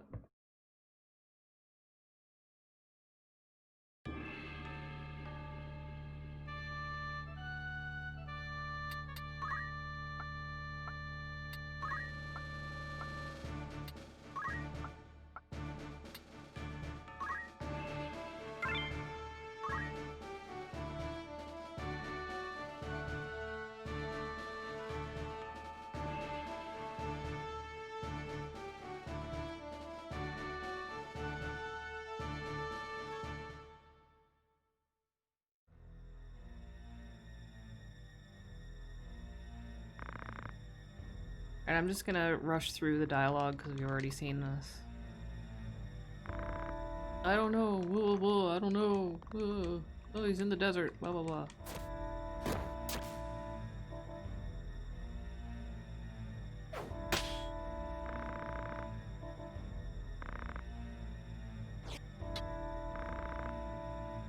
Yes, the rat seller.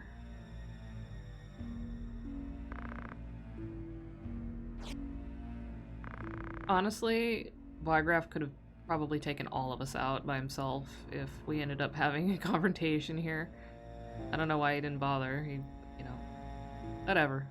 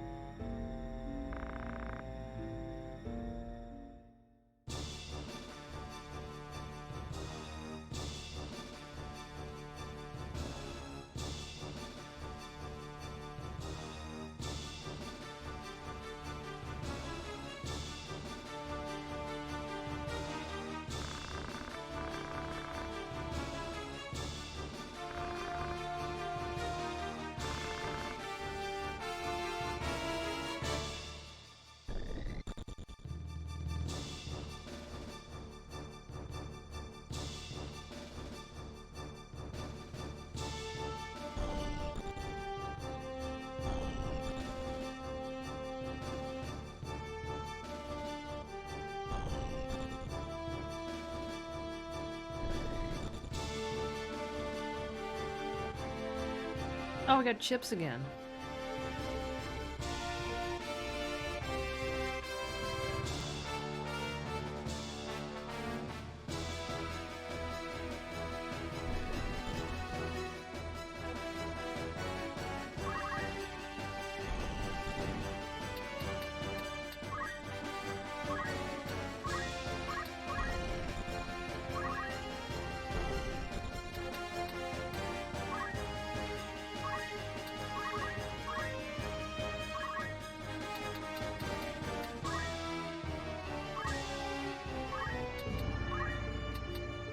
Now I'm gonna use yell. Oh! Being raided.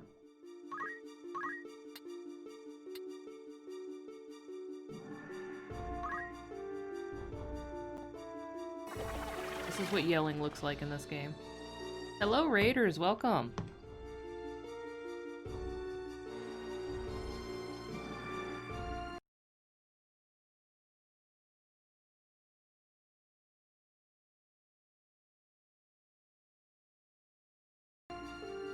Welcome, welcome. I appreciate the raid, and I see you are also playing Final Fantasy Tactics, so that's cool.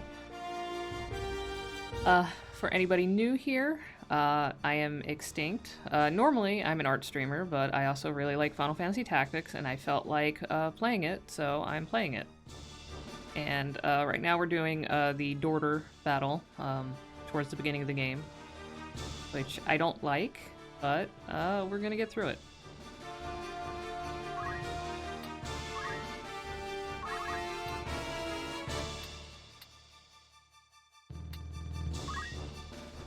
Oh, that's cool. Yeah, I haven't played modded FFT like ever. I really appreciate just the base game a lot, but someday I'll probably try mods, see what people have done with it.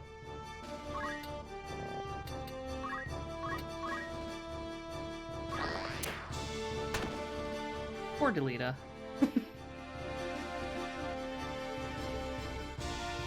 Oh, I don't know what you're planning on doing, dude. You have a crossbow, you can't shoot up there.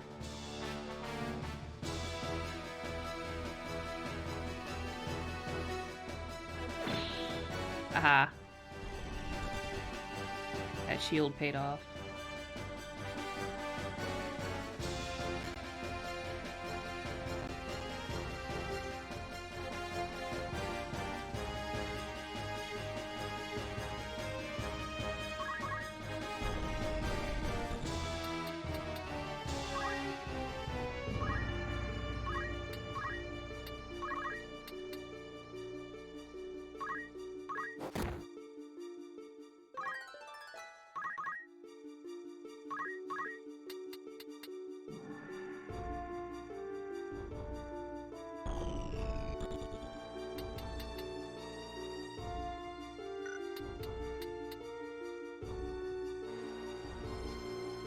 the wizard target him or the ground next to him? I can't remember.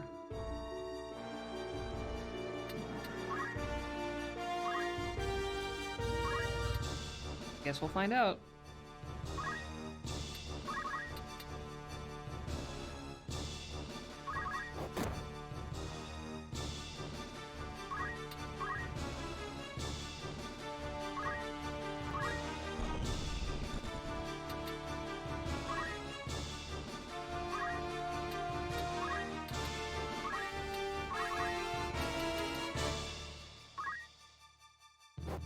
Yeah, yeah.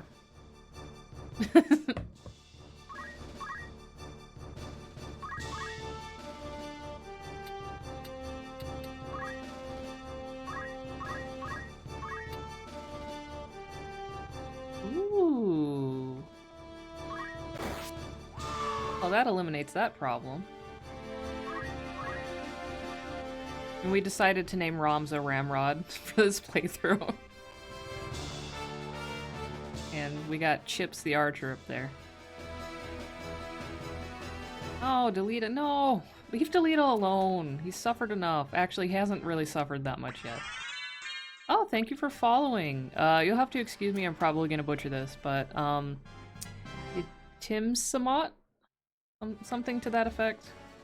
Correct me if I'm wrong. I'm probably wrong.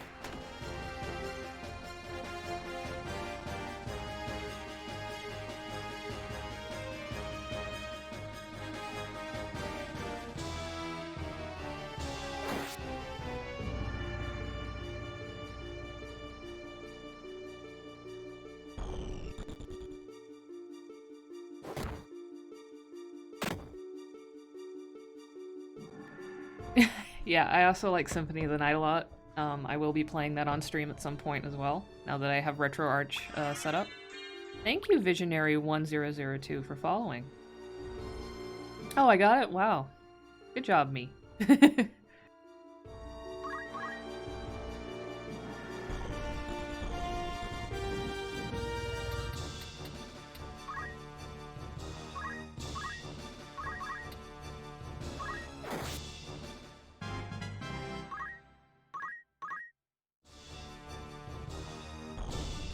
Oh, okay.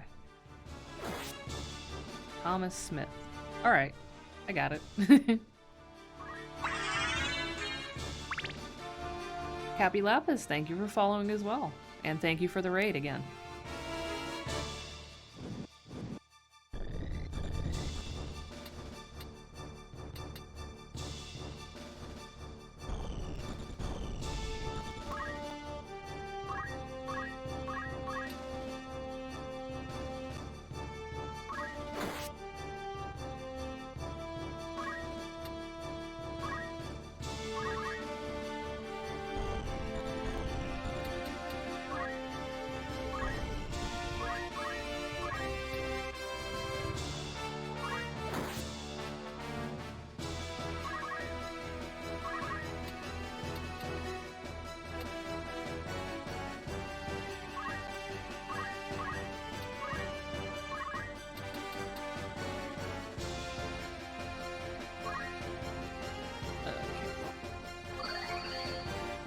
I'm glad that that stupid knight was not in the way of my potion throwing.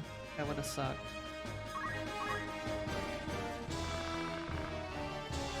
Alright, who's gonna hit? I love it when they take out their own people. Good job, Taylor. You leveled up after killing your own knight, buddy.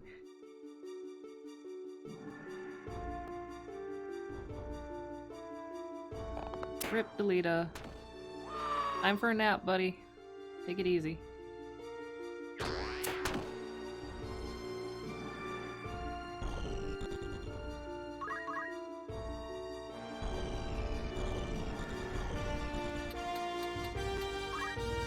Oh, I can't get behind the wizard, so this'll have to do.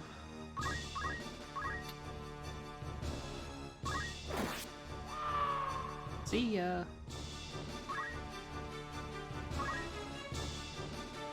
Come on, August. Do something useful for once in your life. There we go. Not enough to make up for what a piece of shit you are, but, you know, it's something. Damn, that was a hard punch.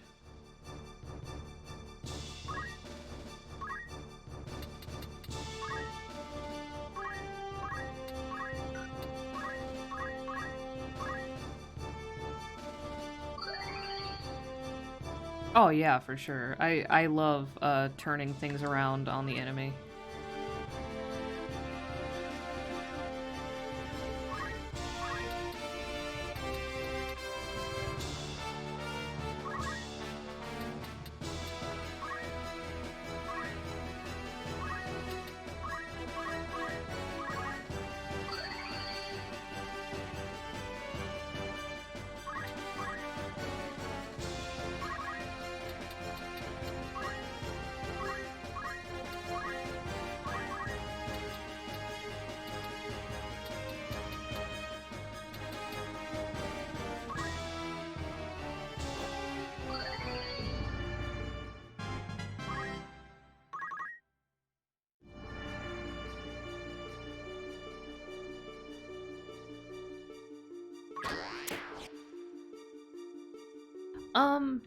Yeah, I want to say that the Disgaea series, at least the ones that I've played, have done some slightly similar things, but it's not the same, and it's not done in the same way.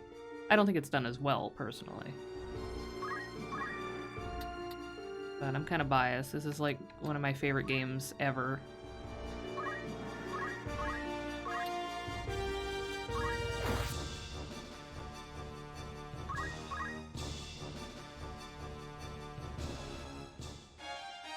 Oh, good for you, August. Echo Grass, just what we need. Nobody's been silenced. We don't even have any casters yet, but good job.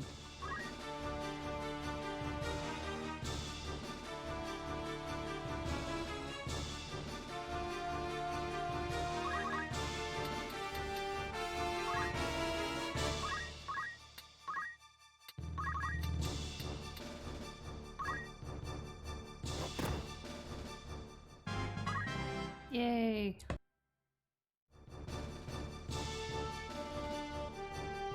Yeah, the action timeline is pretty unique in this game overall.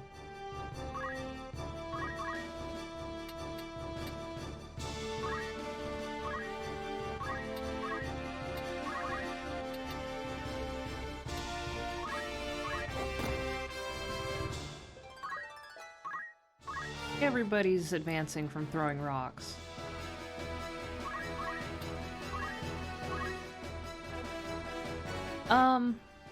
Final Fantasy Tactics Advance, they're okay, but I personally didn't like them, and not nearly as much as this game.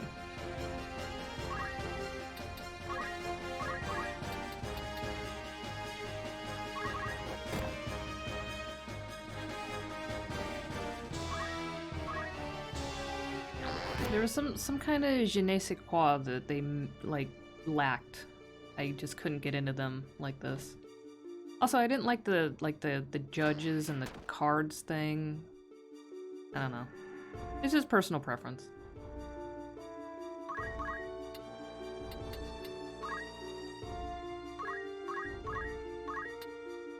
I also just really love the story in this game. I think it's very well written.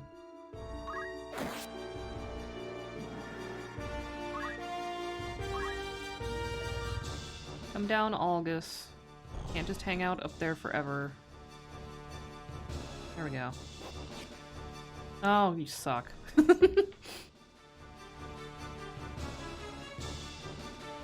Yay!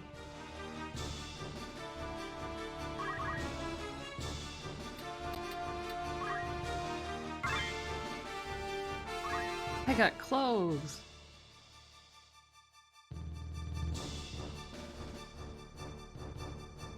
Yeah, I've only dabbled very slightly in Tactics Ogre, and aesthetically and narratively, it's very close to this. Much more than I would say Final Fantasy Tactics Advanced is. But yeah, I haven't really gotten into it yet. I should. Actually, I should. Maybe I'll do that next.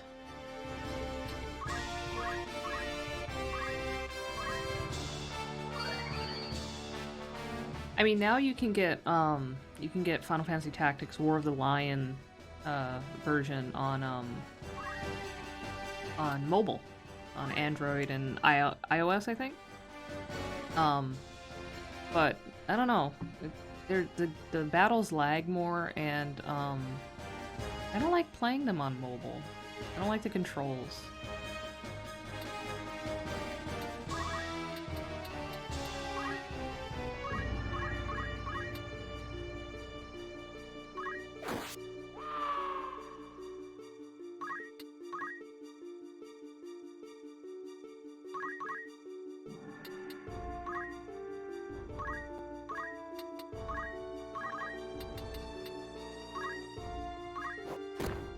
Yeah, Tactics Ogre, Ogre Battle. I get those confused all the time.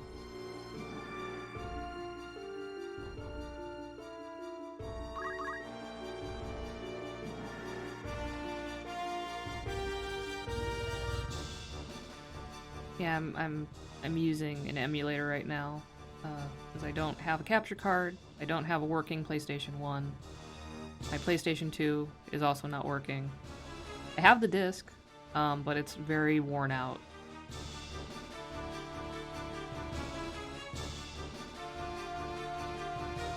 Yeah, like the mobile version would be much better with a controller. The touchscreen controls are just not great.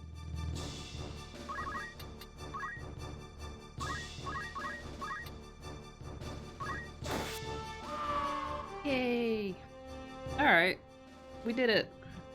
We got through Dorter. Now we unlock more stuff in the shop.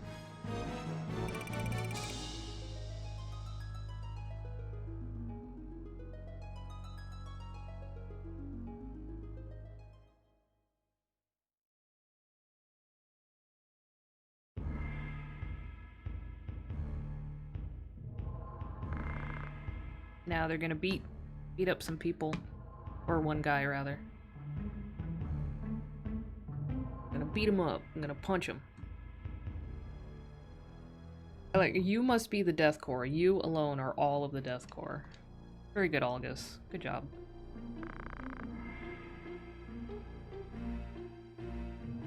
Yeah, you have to be much more...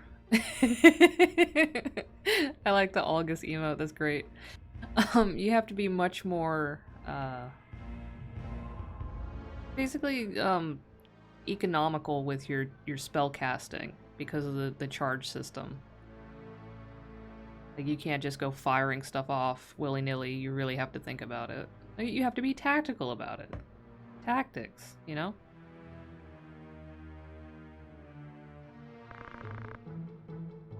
August is a terrible, terrible, terrible interrogator.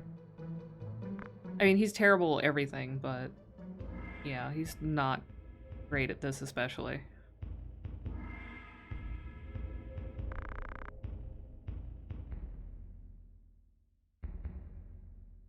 I like how he's like stammering because he's so mad. He's so salty.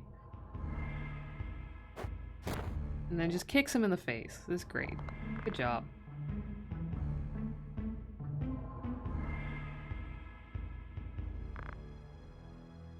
Damn, my technique didn't work. I wonder what happened. Kicking a guy in the teeth because he won't say anything isn't gonna make him say anything.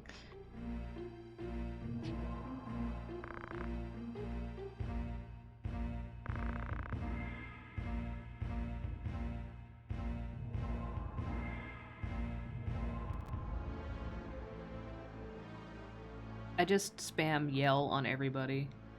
Raise their speed. Yell and haste. That's not true, I don't do that, but...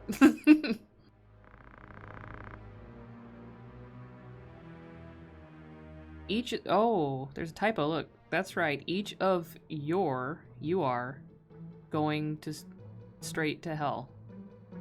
I mean, I guess, I don't know. That's clunky. That's clunky writing. See, Gafgarian, I just strip him before he leaves the party and turn him into a chemist. That's my tactic for Gafgarian.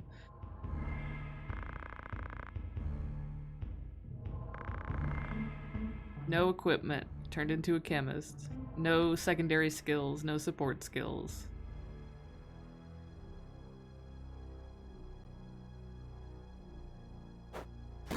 Yeah, kick him in the face again, that's great. Never talk to nobles like that. Ugh, you're barely a noble, dude, because your grandfather was an asshole.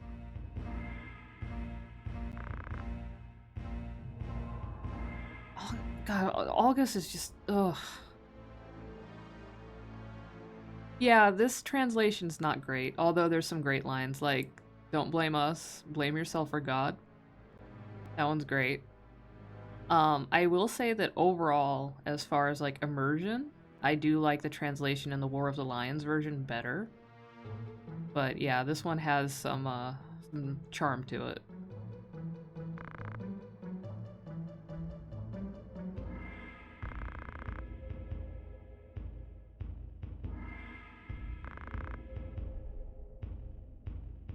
Oh yes, the spell chance. I wouldn't be surprised. Like, Square was not putting its A team into this because they were busy, you know, riding the high of the success of Final Fantasy VII and getting ready to release Final Fantasy VIII. So, you know, they let some stuff slip because they didn't really care that much. But that's fine. It's still a solid game. It's great. It's entertaining. It stands the test of time. It's 22 years old and it's still great, you know?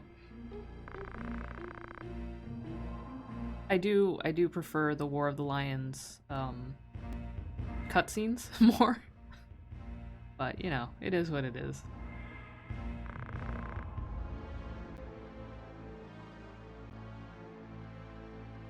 Oh no, they kidnapped a noble for ransom because they are impoverished and starving after serving in a war and not being paid.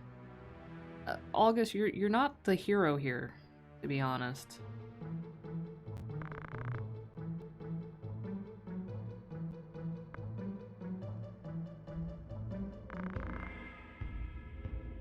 Not for money.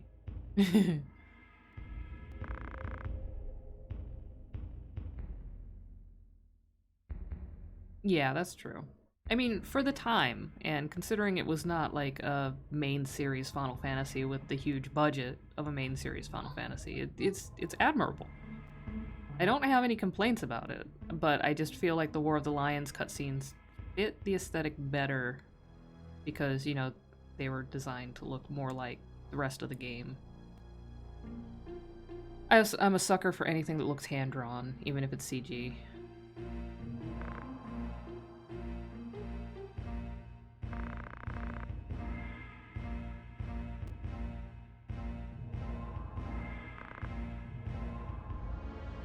Gustav.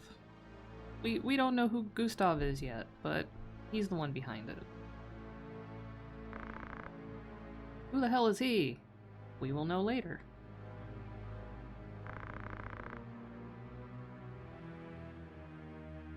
I did not know that Samurai Jack voices Ramza. That is impressive. That is a great bit of trivia that I was just now made aware of. Wow, that's some range actually, if you think about it.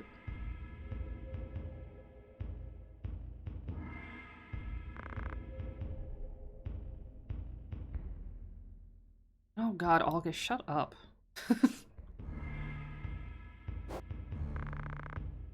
Such a whiny little brat. I hate him. I mean, he's worse than a brat, but yeah. At this point, he's just a whiny brat.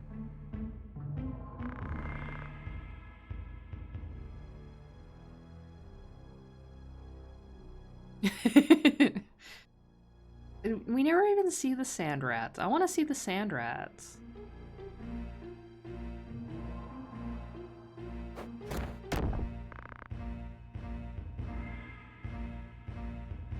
What are you so mad about, August? Your grandfather backstabbed his buddies in the war for his own gain, and then, you know, got what was coming to him for it. Like, you come from a long line of shitheads. You got no room to talk. Yeah, enough, August.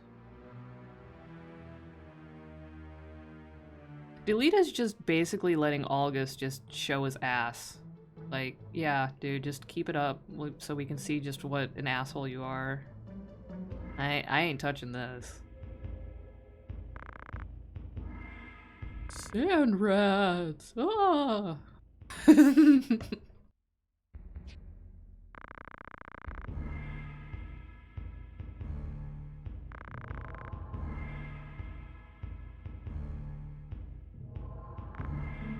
Oh no. Rats.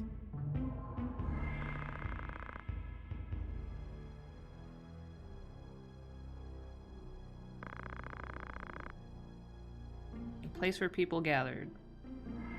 What did they do there? We don't know. Might have been the cool kid hangout. They went there after school to drink.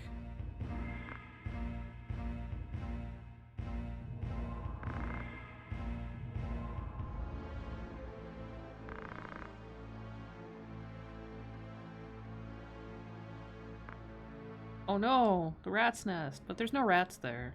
Okay.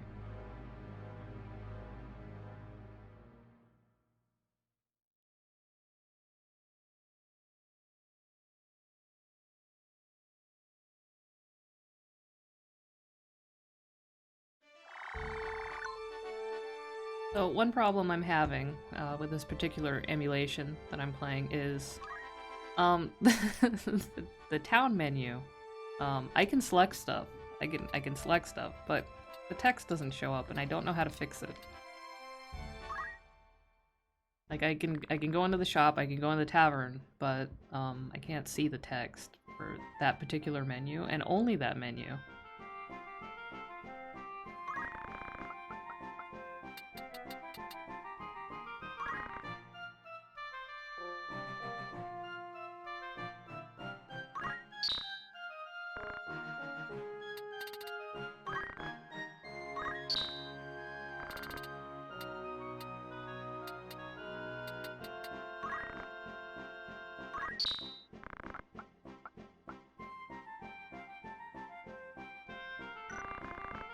I'm pretty sure it's some kind of texture thing that I'm gonna have to fiddle with RetroArch, but I don't know.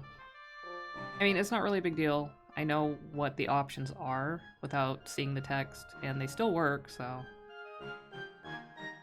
I suppose I could live with it.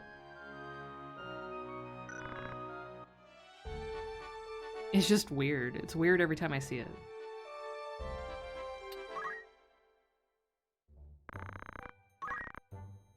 Oh, apparently it's not just that one. See?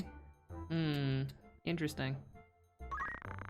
Okay, so I can still look at the rumors, but actually selecting them is just kind of a grab bag. Anyhow, this is just exposition about the world, about the nobles and the king and the young prince, who may or may not be the king's actual biological child. There's a whole conspiracy about that. Apparently the king is not a very healthy or virile man, so people are in doubt that he actually fathered this baby.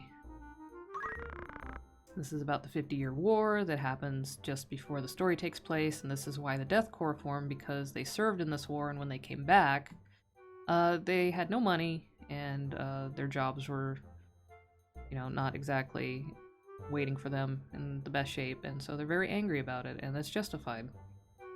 And the nobles are just like, whatever, who cares? Why are you so mad?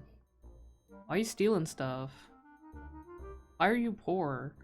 Yes, little money. But yeah, I'm gonna have to figure out what's going on with this business and why it's like this.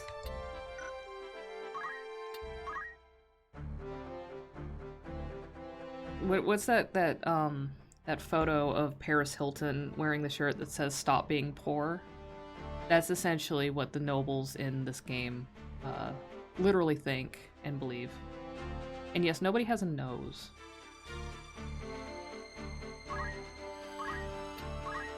They become thieves and terrorists. It's like, why are they stealing? Well, because they have no money to buy anything.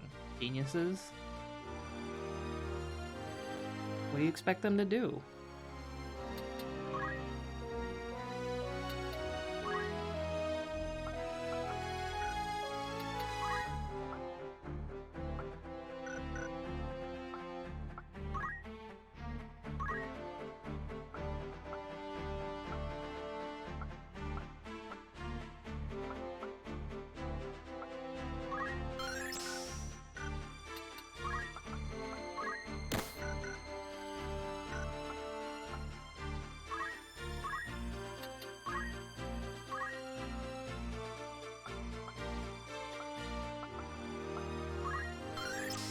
Yes, I will take Accumulate. It's always nice to self-buff for better attack power. I think Charmaine's gonna become my monk, for sure. She basically headed that direction anyway.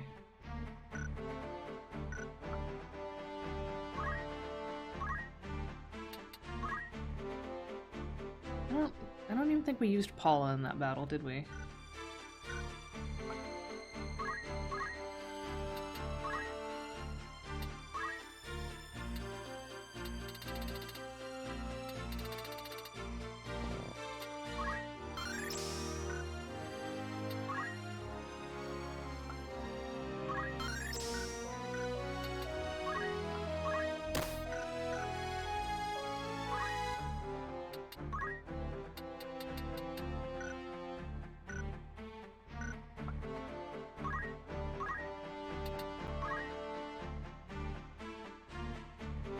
Poor Delita didn't learn very much because he got wailed on by that one archer and didn't last very long.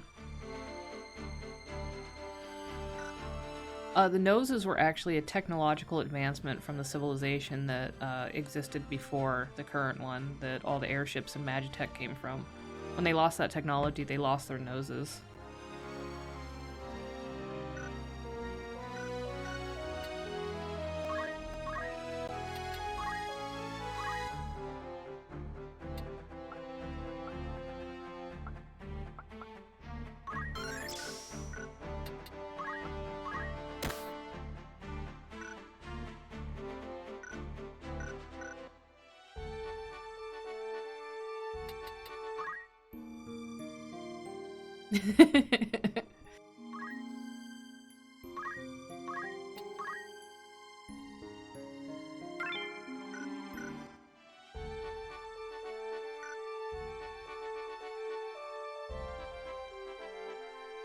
Basically, nobody can smell anything in this game. And things must not taste very good either. You know, they're connected. 1 second.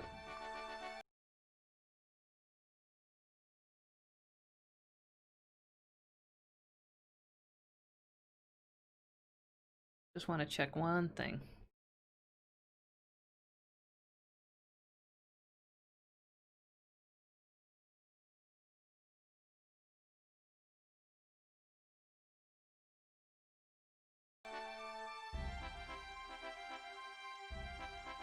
Alright, so it's been about 4 hours. We got through Dorder, so that's probably a good place to call it for now. I'm gonna be back on Tuesday, and Tuesday I'm doing the giveaway. So anybody that is following me, you are eligible to enter a raffle for free artwork by me, any character you want. If you are a subscriber, at the time of the raffle you get 2 tickets instead of 1 to increase your chances. And I will be doing that. Anybody that's in the chat at the time, you can enter. It's free. And custom artwork, any character you want. Full color. Simple background, if you so desire. It's up to you. And right now, I think I'm going to bring everybody over to my friend Xenon Fiber, who is currently playing Kingdom Hearts, so another Squaresoft game. Not exactly the same, but, you know, close enough. So I thank everybody who stopped by to watch me play Final Fantasy Tactics. I thank Cappy Lapis for the raid. Thanks everybody who followed, and I hope to see you guys next time. I'll probably be playing more of this next Saturday. Maybe we'll make Saturday the game day.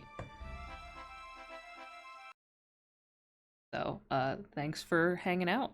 I appreciate it, as always.